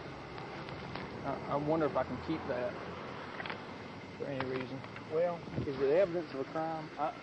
If it relates back to her obstruction of justice, I would say yes. I mean, I think obstruction of justice is... That would be the appropriate charge. Good. Yeah. And that relates to it. That's why she did it. I mean, it may actually... She may be the one that would want to bring that to court. I don't know. I don't know either. I mean, it'd probably be fine reading, but I'm not sure if I can seize it or not. Yeah. I don't know that this is illegal. Exactly. I think she can read that all. Yeah. I think she can read it all she wants to. Now this, if they've actually outlawed that is, and I think they have. Abby Newman was vindicated by a jury of her peers and found not guilty of assault on a royal police officer and of resisting arrest. But they still tried to get her for simply invoking her constitutional rights. You heard them digging through her goods. Oh, look at Pocket Constitution. What are we going to do? And then look at this poor guy. This is one of my listeners. They pulled him over. The SWAT team attacked him. He was unarmed. They released a police dog on him and then held up 2 jumper cables on the news and said, look, pipe bombs. Of course, a month later, they admitted that all the charges were false, but that didn't stop them from having a little fun, a little manhunt. There's nothing like it here in the new Rome. America, it's time to wake up to what's happening. We're being treated like animals. Farrell Montgomery, one of my radio listeners, just pulled over, attacked for no reason, shot with 2 taser guns, and a dog attacked him. And then here's the Register Herald, big newspaper in West Virginia. Christians a hate group. They found out the FBI and law enforcement schools across the state, and it's going on around the country, are teaching them that Christians, period, are hate criminals, are part of a terrorist group if they believe in a second coming of Christ. And all this comes right out of the Project Megiddo report, where they list homeschoolers, gun owners, anybody that cares about freedom, anyone that believes in Jesus Christ, anyone that believes in a second coming. Again, where did the First Amendment go? Anyone that discusses a New World Order conspiracy theory. Well, you've heard world leaders say a New World Order throughout this documentary. Anyone that talks about a New World Order takeover. The evidence is clear. If you resist the New World Order takeover, you're being demonized as a hate criminal. Look, it lists homeschoolers as terrorists. Remember, if you say New World Order, you're a terrorist. It is a big idea, a New World Order. Out of these troubled times, our 5th objective, a New World Order can emerge. Now we can see a new world coming into view. A world in which there is the very real prospect of a new world order. President George Bush has talked time and time again about a new world order. And this is the best chance to begin to establish the new world order. One of my listeners in Missouri, a patriotic firefighter, sent us this footage of a FEMA commando demonizing the founding fathers and Christians to a group of police and firefighters. What are Christians and patriots? The new Jews?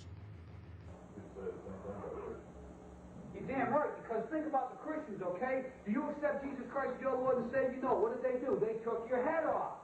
They beheaded you if you didn't accept Jesus Christ as your Lord and Savior. See, this is reality. Yeah, they're terrorists, but the bottom line is to them, they are not. Now, why is that important to understand? Because they are as committed to their cause and to their way of life as you are yours.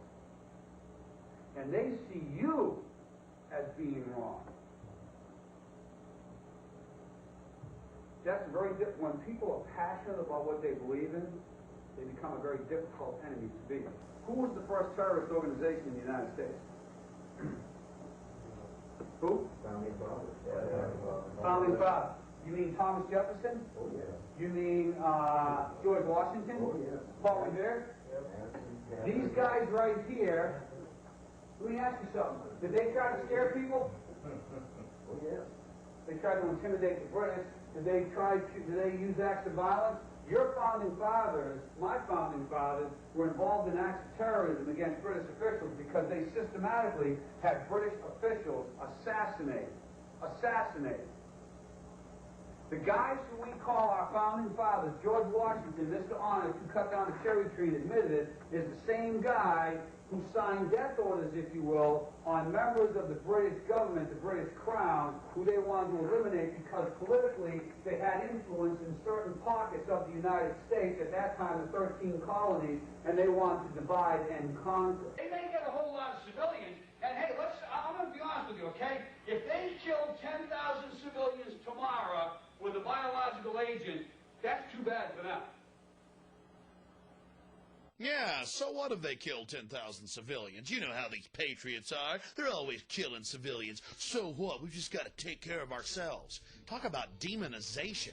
If anybody's going to kill 10,000 civilians, it's the feds. All the evidence shows it's the feds killing people, 3,000 plus at the World Trade Center and Pentagon. Here's Bush signing the USA Patriot Act that literally eviscerated the Constitution and Bill of Rights. Section 213 delays warrants. It means they can sneak in your house for any reason, take whatever they want, and never even tell you they were there. But you're like, oh, that's okay. There's a sunset clause. Well, if you look at that subsection, all of the key areas that violate your constitutional rights, there are no sunset provisions. Out of 1,016 sections, 802 has to be the most frightening.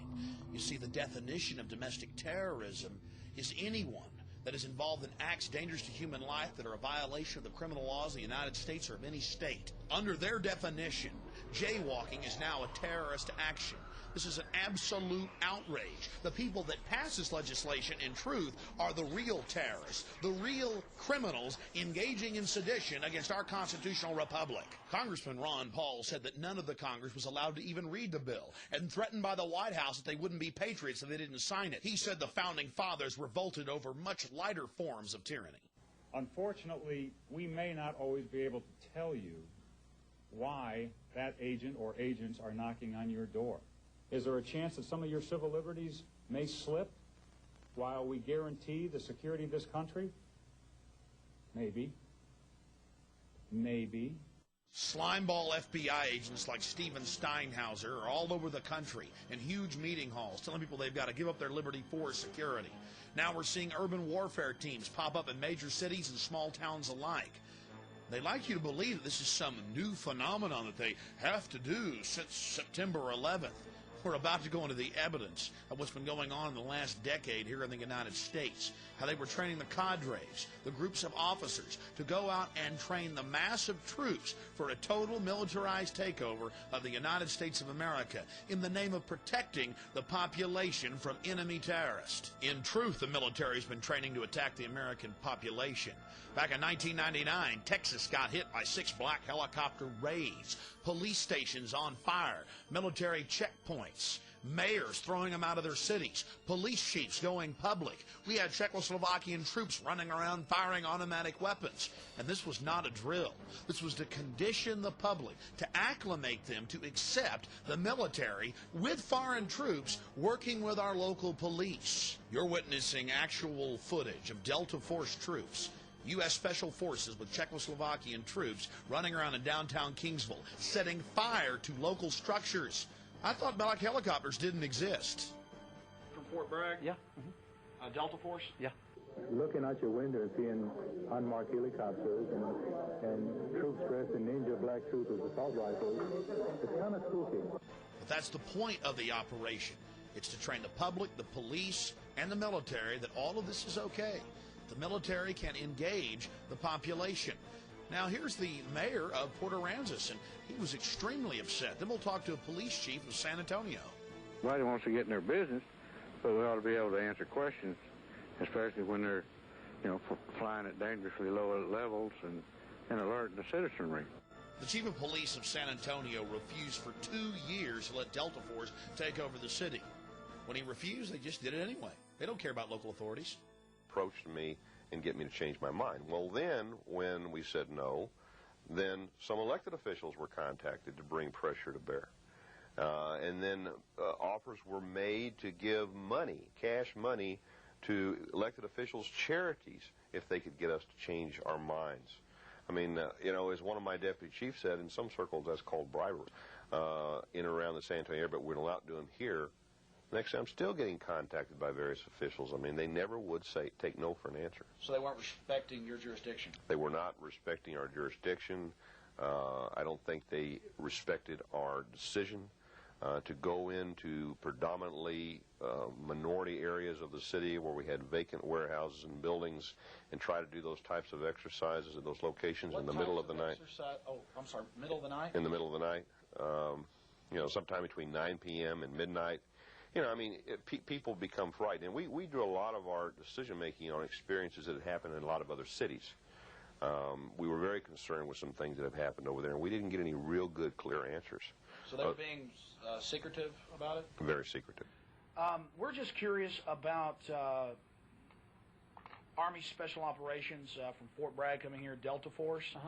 And we'd like basically to ask some questions about was the public informed beforehand? Are y'all aware of the 10th Amendment and posse comitatus and things like that? No, I'm probably not aware of the 10th Amendment, but I made the decision not to inform the public. He made the decision not to warn the public or the emergency managers or the police when 8 black helicopters slammed into the town. Here's the chief of police in Alice admitting foreign troops. Government is training other so-called friendly countries, or? They are training friendly countries, and I'm not at liberty to give you their names, but I know that they are. And they were there in Alice, or a couple weeks ago. There were some present, yes, sir. The foreign troops were there. Now the NATO aircraft are in our skies, and they get to burn out police stations 3 days after the police pull out. It had to be a proper spectacle for the old folks home across the street. Foreign troops burning out police stations. But that's okay, because it's just for fighting foreign enemies. Well, here's actual footage from Fort Hood, Texas, as the BATF, the gun confiscators, train with the Green Berets for an assault on the Waco compound, the wooden church full of men, women, and children, violating every canon of a free society. The military, with the state police and the BATF, assaulted the Branch Davidians. And then, of course, on April 19th, they actually burned the structure down, full of men, women, and children. The training, the assaults on the population have been going on for over a decade here in the United States, and the death toll is climbing. What's happened to our special forces? What type of cowards have they been twisted into that they go out and attack American citizens, wooden churches full of men, women, and children, and then slough it off as if, oh, well, they're just a bunch of cult members? Whatever happened to live and let live? And whatever happened to the federal law barring troops from assaulting civilians? Whatever happened to the 1878 law, Posse Comitatus? Unfortunately, it was flushed down the toilet a long time ago. Well, here we are in Northern California in Oakland, and Marines have come in for Operation Urban Warrior, what should be deemed Operation Desensitization of the Population. And they have their role players, they have their fake camps set up, you name it. We're going to take you in and show you what's happening. Attention, attention, attention. American forces are here to help. Remain calm. We will not tolerate civil disobedience. Attention, attention, attention. American forces are here to help. Please remain calm. We will not tolerate civil disobedience. I've made 2 documentary films about the police state and been to dozens of these military training operations where they hire hundreds of role players to beg and scream, "We're Americans, please don't put us in camps, don't take our guns."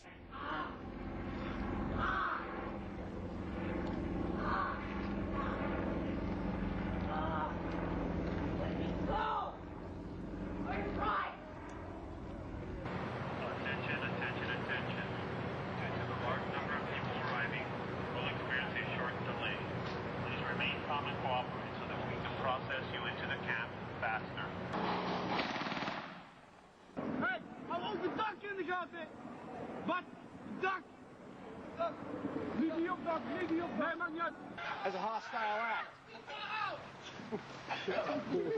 The technologies are what makes you nauseous. In the past, in a situation like that, she might have been shot. In the future, we want to give our Marines non-lethal options where they can say, no, she's not armed, maybe threatening, but I don't want to kill her, or I don't want to kill him, or them. Use your sound wave rifle, I guess you could call it, and down they go. Yeah, him in prison, huh? Now you're going to see an execution.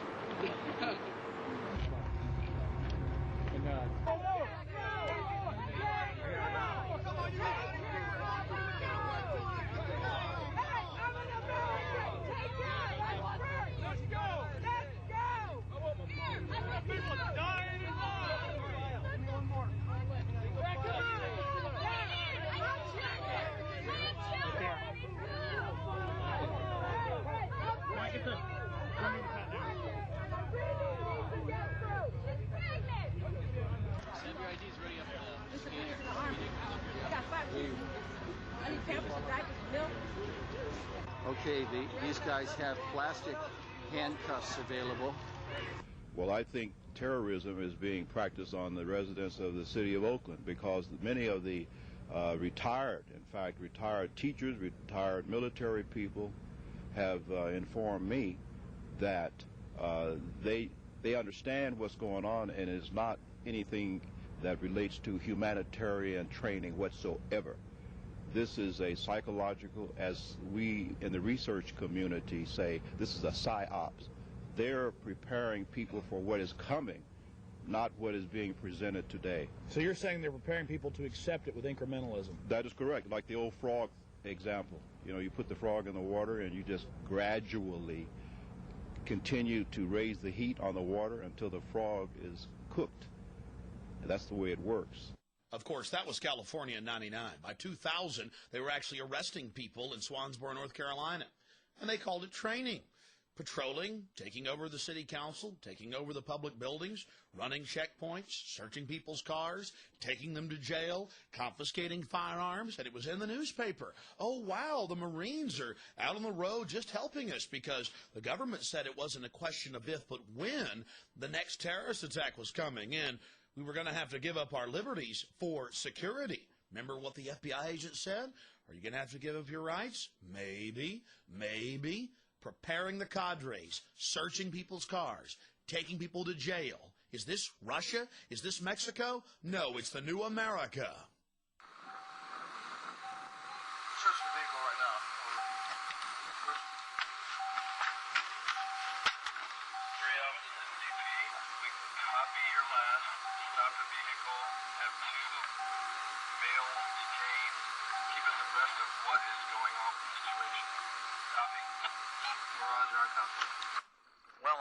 Marines are learning how to do their police work, and, well, here's two of the troublemakers now that they've apprehended. We showed you California in '99, and, of course, what was happening in North Carolina in 2000 in Swansboro.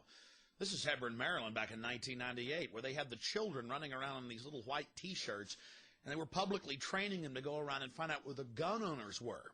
We interviewed the commander of the Marines, and he admitted they were doing house-to-house searches with volunteers for weapons sweeps. When we talked to the Marines on the ground, they admitted that this was for a domestic takeover, to fight domestic insurgents, patrolling America, taking over the city council, taking over the town hall, working with the local police, total acclamation, total integration, total downtown Moscow, USA. And, of course, they had an obsession with the youth.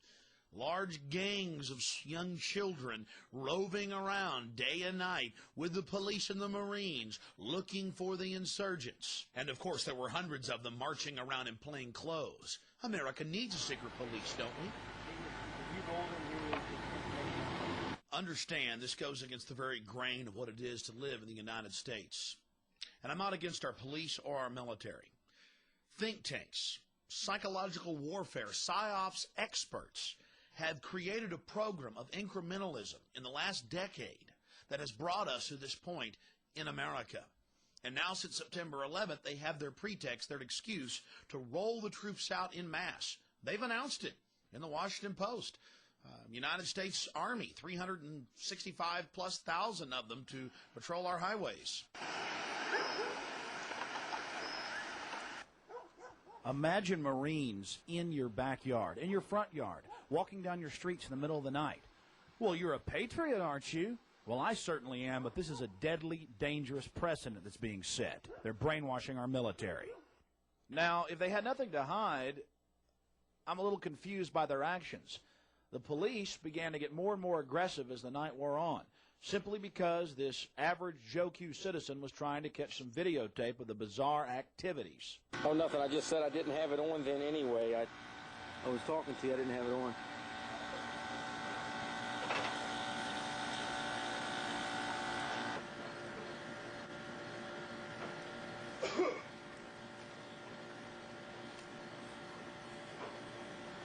How you doing? Good evening.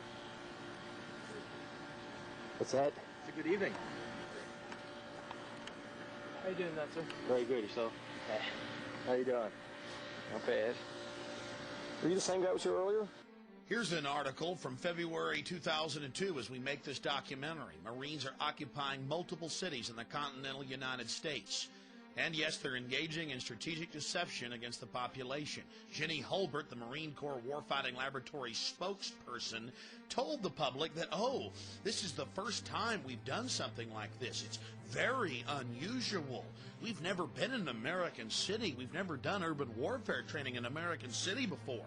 Oh, no, just a couple hundred times. With the local police, again, searching houses, searching cars, doing a mock takeover.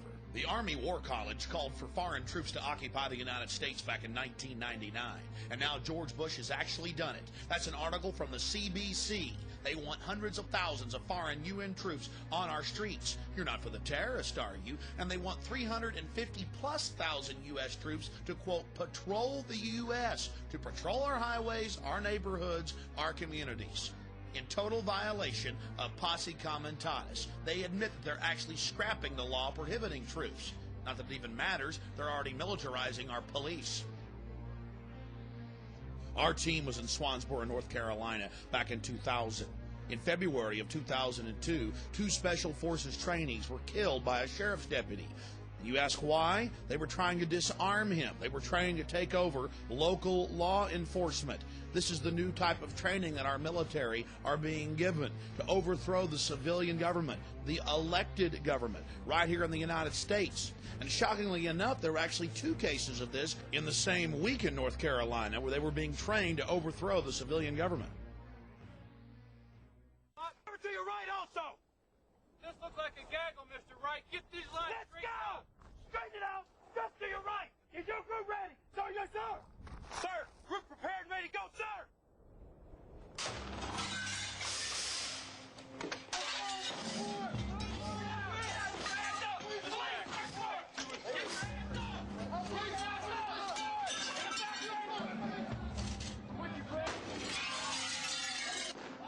Every day in America, militarized SWAT teams kill innocent people, and they're rarely held accountable. More often, they kill their own officers, and still they're not held accountable. What's happening in America? How did they become so militarized? We interviewed a former Marine Corps officer who in 1989, while he was in the Marine Corps, was serving search warrants on American citizens' homes and businesses. Just start at the beginning for us. A little bit about your past, how you first got involved in the military, and some of the things you did, and then later in life, some of the questions that you started raising to yourself after you've been a police officer. Okay. I started out, I joined the Marines, tested real high in the ASVAB, which is the Armed Forces Vocational Aptitude Battery. Did real well in that, and was a MP 5800 military police. From that, I was sent over to various duty stations.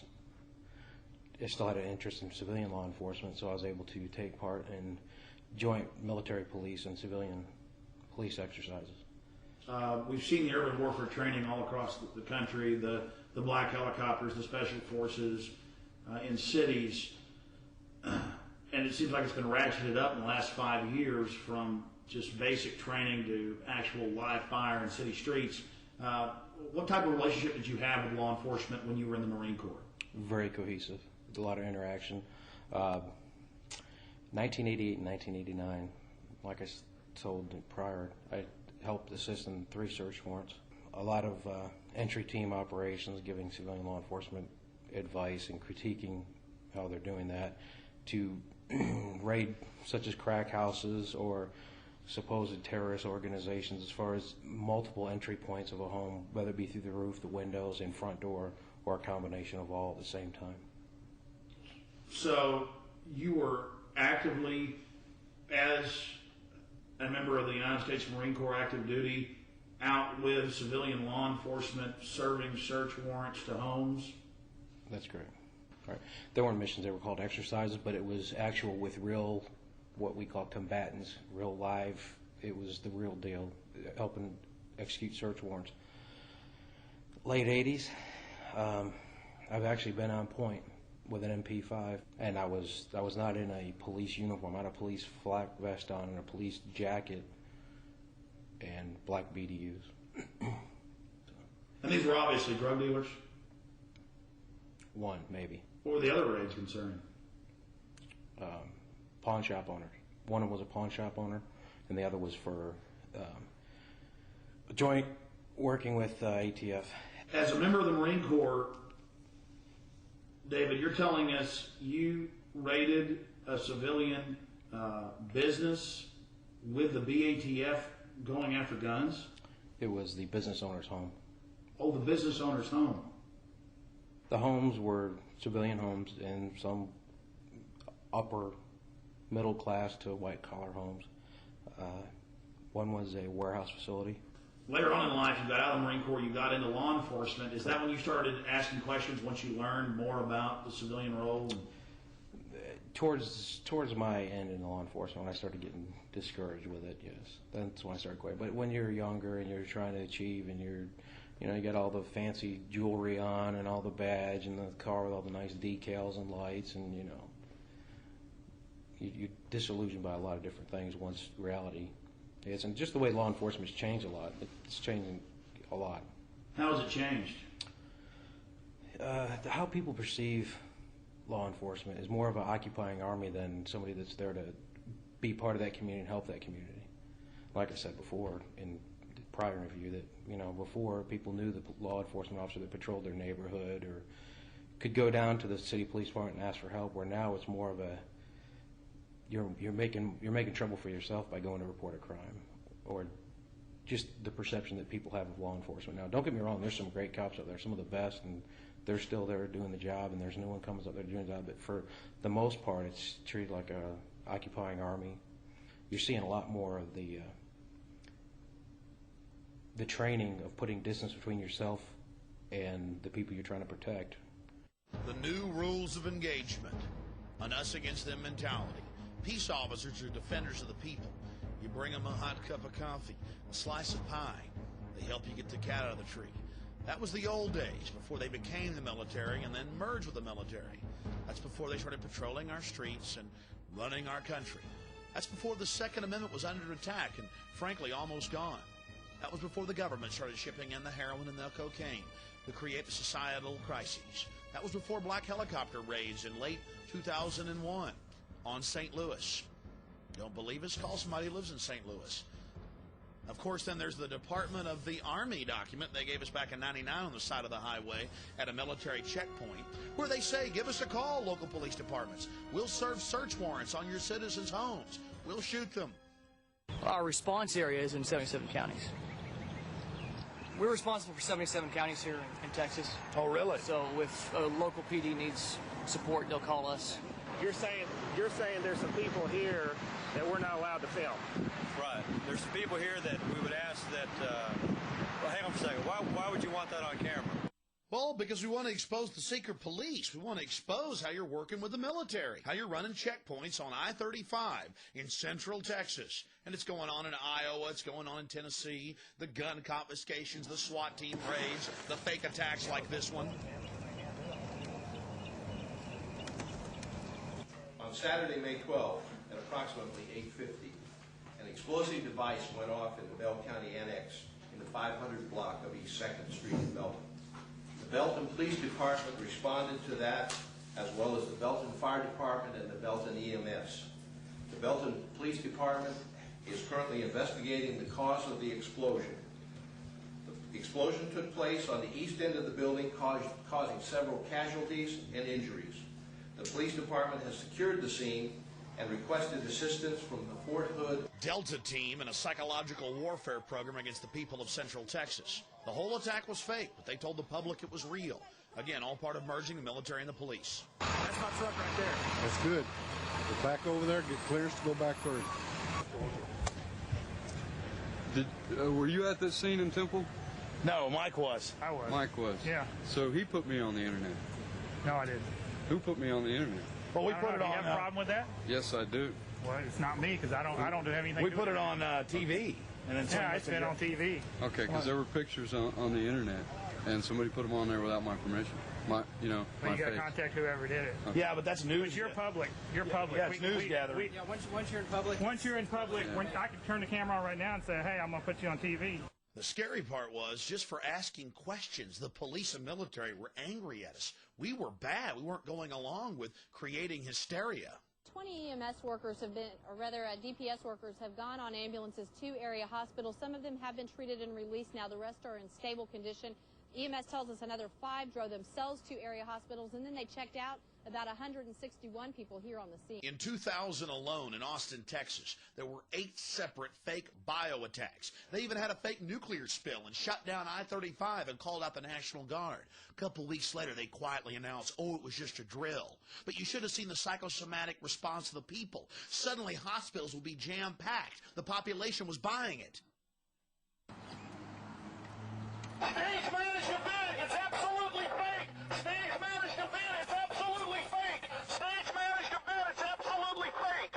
This is completely fake, ladies and gentlemen. It's absolutely fake, and you know it! This is a fake psychological warfare program against you! Psychological warfare! Right. Thanks. Awesome. We're going to fight the New World Order.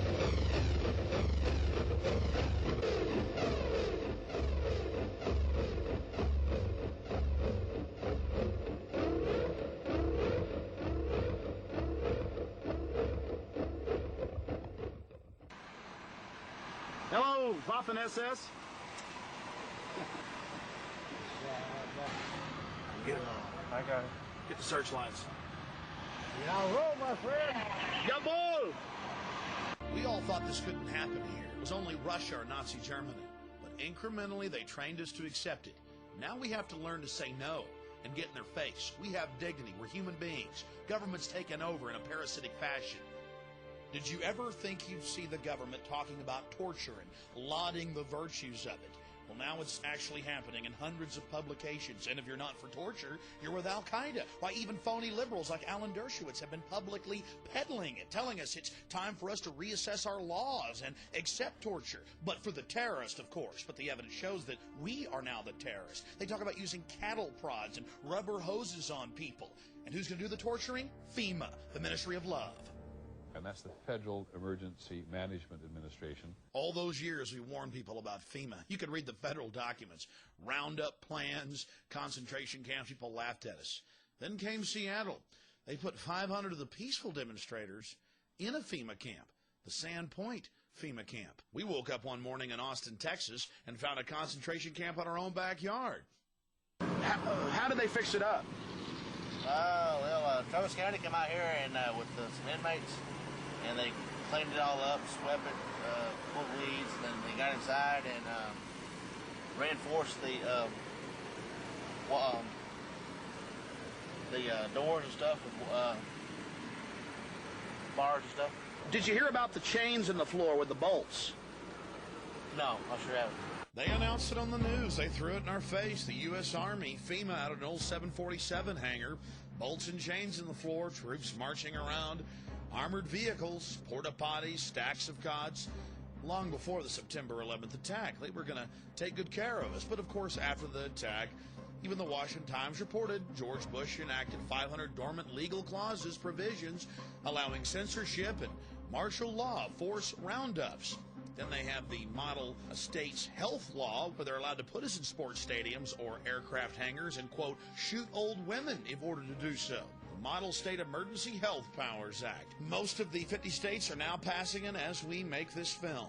And it is a Adolf Hitler wish list. They talk about how to deal with the millions of dead bodies, how they're going to round us up, how to herd us into compact cities, how to use slave labor at the different federal camps, and how they've already been doing it since 1989 at 12 different Army bases. They just got done classifying that, by the way. You can go to the Army's website and read about it. You see, a lot of things have been going on in the country you didn't hear about. They were busy building FEMA camps and getting you ready to go into them. Then they've got bills like H.R. 2977, where they talk about different mind control systems they have, different ultra-low frequency mind control devices that can make you become sick or even kill you or make you do what's required of you. 2977, an actual federal document, an actual federal bill admitting that they're spraying chemical and biological weapons on us through the use of something called chemical trails that they're adding to jet fuel, especially in military aircraft. And then if you go to law enforcement catalogs like Schomer Tech, the biggest law enforcement military catalog out there in the world, they have the sonic nausea system, the supersonic nausea system, where they brag that police have been using this for years to manipulate and stop political speeches. It can make a whole crowd get sick, and they can't even hear it. Then ABC News reported the Kokomo hum, an entire town of people becoming ill from the ultra-low frequency attack on a mass scale. Now let's see how they're indoctrinating our children, Soviet style. You can give information without having to give your name. You guys have all the information that I need. You guys can get paid for good tips, anywhere from up to $200. You'll sign this card, you'll get one of these membership cards.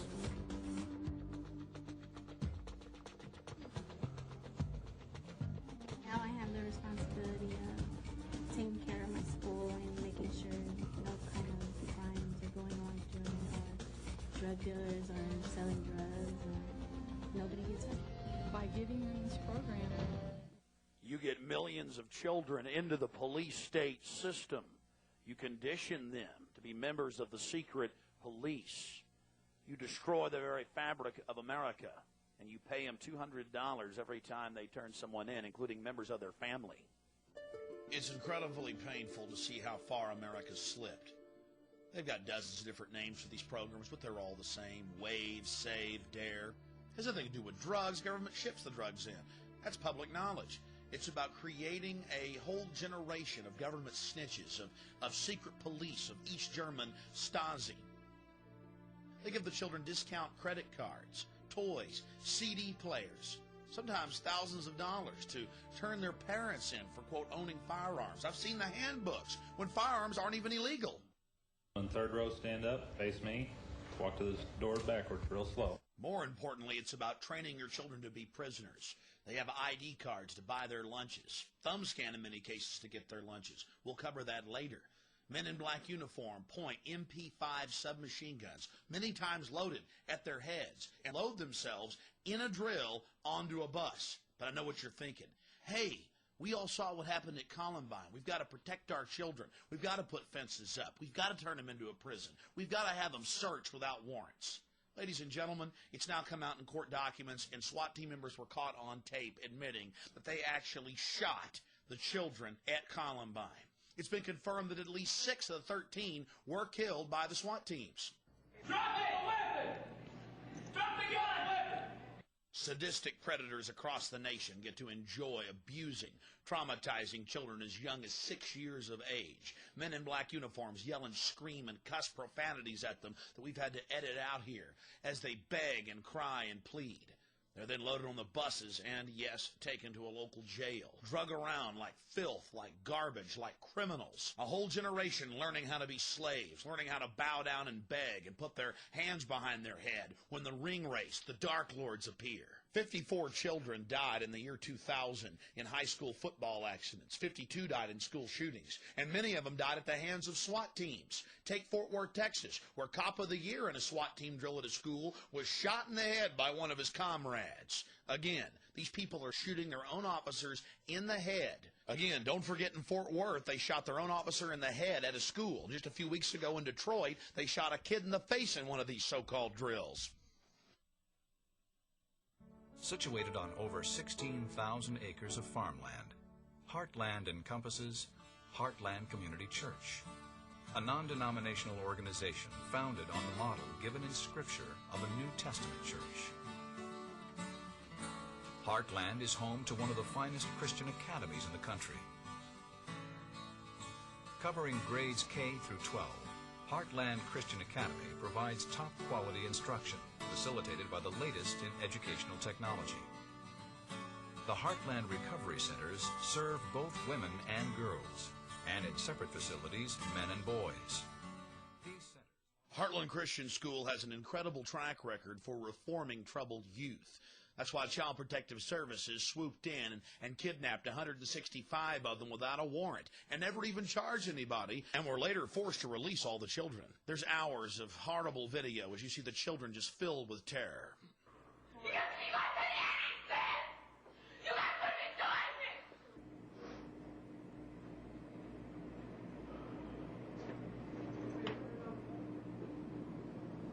I said, we're going to get away from this camera. We'll do something. You have a clue who all we got? We're going to get a list of Just get the child's name. Okay. Everybody that we load up. Yeah. We'll just go single file them out there, and we'll just everybody that comes out. That's taking child abuse! Get off her! That's child abuse! No, it's child abuse! You say that whenever they touch us in the child abuse, that is child abuse! Get him off of her now! That's child abuse! Hey, Mr. Lightyear! Never made a delivery to your home before. I'm taking some personal days off, Ed. Usually I gotta track you down in some toxic vortex, a cosmic battlefield. Retinal scan okay? Ouch! What's that for? DNA sample. New policy. A lot of evil hologramic activity going on lately. If we were to show you all the evidence in children's cartoons and media of face scanning, thumb scanning, national ID cards, and overall police state, this film would be 10 hours long. Let's just look at the facts. D.C. has already now implemented a card that is held with the CIA and the National Security Agency for all children. Face scans, thumbprints, you name it. And if they want their school lunches, they have to thumb scan to get it. No thumb scan, no food. Training them for the cashless society and getting them into the database. Think about it. Thumb scanning in government schools to get food. But it's not just children that are being conditioned. Adults all across the land are thumb scanning to bank. And not just bank, to get their lunch too at Kroger and H-E-B food stores from Texas to New York. And now the feds have passed a law that all new cell phones starting in October 1st, 2001 have to have a satellite tracking grid so they know exactly where you're at for your safety, whatever happened to the Fourth Amendment. Then there's OnStar. The federal government is in talks with the states to force everyone to have an OnStar type tracking system in their car for tracking as well as taxation purposes. Private companies are racing ahead to implement this Big Brother system. $450 fines from rental car companies for going 1 mile over the speed limit. And that's if you pass the thumb scan to get your rental car. We saw all this coming back in '97, and I got arrested protesting it. The media is talking about thumb scanning to travel. You're working with the foreign banks and the military-industrial complex. This is all their idea. Read the Military War College from 1968. They planned this. Just because you lay around doesn't mean it's not true. Look at all this. Alex Jones is now in an Austin jail, and he'll face a disorderly conduct charge, which mysteriously disappeared off the books. They didn't want to create a court case where I could challenge them for violating my God-given rights. Now here's Dan Rather talking about what they have planned for you and your family in the new police state America. Nonviolent offenders who don't even have to be behind bars. They could be closely tracked by a global positioning satellite that can spot them down to a few feet. Electronic boundaries like those we impose on pets could be set up for these inmates, and surgically implanted electrodes could even shock them until they return to where they're supposed to be. One thing we could implant would be a subliminal implant. In other words, basically messages being typed into the subconscious constantly. Do the right thing, do what's required of you, be a good citizen, don't disobey the law. Well, this slug would love to make you do what's required of you and cram you in a supermax prison. Our prison population's jumped to 6.5 million in the last 2 years. Now they're talking about robots controlling us and implanting the entire population with microchips, or you're for Al-Qaeda. Oh, we're crazy. We're making it up. They'd never peddle microchips, would they? Something has to change, though. They have to find a better way to identify the bad guys, or the rest of us are going to stay home and watch the world go by on television. But we need some system for permanently identifying safe people. Most of us are never going to blow anything up, and there's got to be something better than one of these photo IDs, a tattoo somewhere maybe. The Saudis used an American device to scan the eyes of travelers.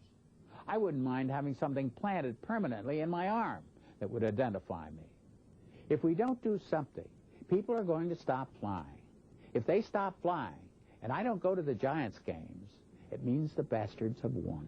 Yeah, we're not going to let you win, buddy. We saw what you just implied. We're with Al-Qaeda if we don't take the microchip.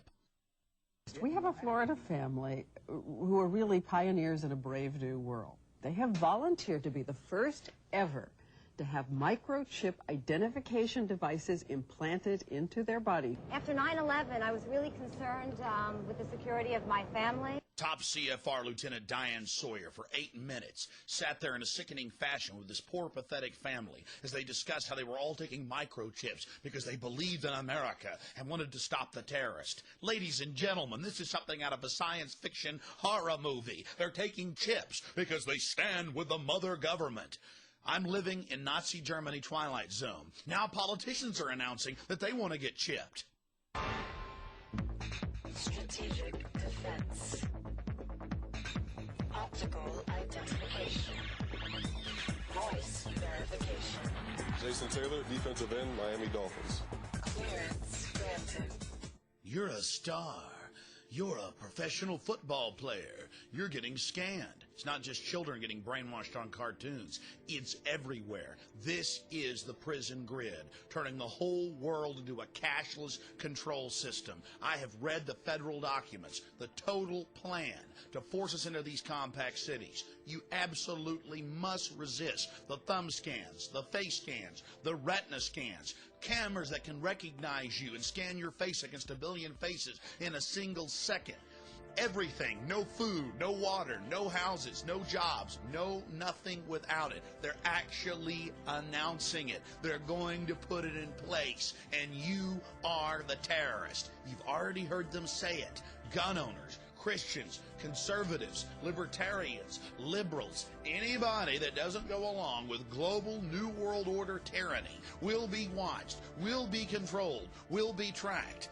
The New World Order gang has a reason they want to control you, and they've bragged about it. Now the Bilderberg Group and Reuters, which they own, have gone public that they actually groom our presidents, our prime ministers, that yes, they really are international bankers. Yes, they are royal families. Yes, they do run the central banks, and that we are the property of a global superstate. In Reuters, they're throwing it in your face, which is owned by a Bilderberg Group member, like Prince Philip. Prince Philip, in his own publication, If I Was an Animal, brags about how he would kill 80% of the population, how his great dream is to come back as a virus. Ladies and gentlemen, this is in your face. These psychos are creating a matrix-like control system and talking about killing you. From Ted Turner at the UN to Prince Philip, they're out of control and on a massive power trip. People like Ted Turner and Maurice Strong have actually been writing the textbooks for a massive environmental movement control system to steal all of the private property. Using the phony environmental movement, they're ramming through their agenda. Remember, the environmental movement has nothing to do with saving the environment and everything to do with stealing property and empowering world government. We've lost our way. The earth is a living organism. We've got to praise our mother goddess. I produced a documentary film called America Destroyed by Design. We traveled 6,000 miles around America and witnessed the horror of the United Nations taking over our national parks and monuments. Now, under the Desertification Treaty, signed October 18, 2000, 70% of the country is under United Nations jurisdiction. This is the map of what they plan to control in the next 2 years. You see, 90% of the country is already pristine, so most Americans don't realize how much has already been taken by the United Nations. The three maps you see on your screen are what they plan to get. All the areas in red, if you lay the three maps over each other, show that upwards of 90% of the country will be controlled by the United Nations. And way back in the mid-1990s, the United Nations Treaty, the Convention on Biodiversity, states that human beings are nothing more than cattle, chattel, and must be controlled by a centralized law enforcement police state, that property rights are not absolute, and that people are the problem, and that global tyrannical government is going to have to step in to save the earth. Talk about tyrants making excuses for their criminal activity. It then goes on to talk about chicken little debates about how there's going to be global warming and the sky is falling, and if they don't get rid of 80+% of us, we're talking about 5+ billion people, that the earth is going to die. Then the UN talks about how we must all be reduced to the level of peasants, or there won't be enough resources to go around. Talk about a rationale for slavery. Then they brag about ancient societies using infanticide, human sacrifice, homicide, and feuding, and other horrible practices as a way to control population, and how it's good. The Burmese army killed 2,000 people and drove 30,000 from their homes to make way for a United Nations environmental sanctuary. Then they discuss how they can murder half the world's population by restricting fertilizers. This was written by psychotic murderers. The documents already talked about human sacrifice. Then they get into how ancient societies used the environment and considered it to be holy, and how Christians cut down the sacred groves where they engage in their special rituals that help maintain and replenish nature. Then there are the mysterious Georgia Guidestones owned by Illuminati leaders that actually talks about reducing the world population by 80%. That number we heard from Prince Philip and Ted Turner so many times before. How they must maintain the population forcibly at 500 million. And now, in recently declassified government documents in Australia, we learned that world-famous microbiologists, Nobel Prize winners, were actually planning to release biological weapons to reduce an overpopulated world. The revelation is contained in top-secret files declassified by the National Archives of Australia. I challenge everyone to read the Nightmare Kyoto Treaty. A total United Nations takeover of the world's energy supply, a huge taxing mechanism to control the populations of the planet Earth. And the science behind it? There is no global warming. We have a regular 12,000-year cycle with 100-year subcycles. Then they have their chicken little scenario of ozone thickness, using fear to get control of the resources. Then they have their human waste reclamation centers, their centralized, federalized, socialized healthcare systems, so they can cover up the mass poisoning of the entire population. Fluoride, a known deadly toxin that causes cancer, severe bone fractures, you name it, retardation of children. Talk to the Nobel laureates that have exposed it. It's being crammed into the water worldwide. The amount of solid scientific evidence that fluoride kills is now overwhelming. Those that oppose it are flat earthers, denying the facts of what's happening in our society. Aspartame, the taste that kills. To call aspartame a poison is doing it a favor. According to the scientists and brain surgeons I've interviewed, this is one of the biggest killers in the United States today. It's in over 9,000 foods. Everything from cancer viruses to squalene and mercury has been found in vaccines. The entire vaccine supply is contaminated. And what is the government doing? Mandating more and more injections of our children. Truth is stranger than fiction. Elites throughout history have always sought to control their peasants, control their serfs. And now the elite has almost unlimited technologies. They know that breakthroughs have already occurred that will allow them to have extended lives, perhaps eternal lives, with the help of the cybernetic interfaces. The globalists, and they talk about it in their own policy papers, are not about to allow you and your family to have access to this. They're going to herd you into the reservations. They're going to control you with the new advanced technologies that they're totally obsessed with. They're going to exterminate 80% of you, and then they are going to live like gods on a Mount Olympus. My friends, it's in the policy papers, it's in the documents, and in a film coming out at a later date, I will expand on what their final plans are. But it's actually on the record. Use your common sense and resist them. You've seen the historical record. You've seen the facts of government-sponsored and controlled terrorism in the final decades of the 20th century, going into the new millennium in 2001. This is a call to arms, a call to the information war, to wake up your friends, your family, people in your community, your churches, your universities, your schools, and to realize what we're facing. My friends, the evidence is absolutely overwhelming and cannot be denied. All you need to do is check out all the information we have presented here. Look at elites throughout history. Their pleasure, their enjoyment is feeding upon populations, controlling them. We're dealing with control freaks. You have to learn about human history. You have to look around you and study the systems of power that surround you and get outside the paradigm, outside the box, and educate yourself on these facts. Then you need to begin to educate others and to resist this system. And whatever you do, never turn in your firearms. We're trying to fix these problems peaceably, but we do have every right to defend ourselves and our families from this tyranny. Because you see, this is a warning to everyone.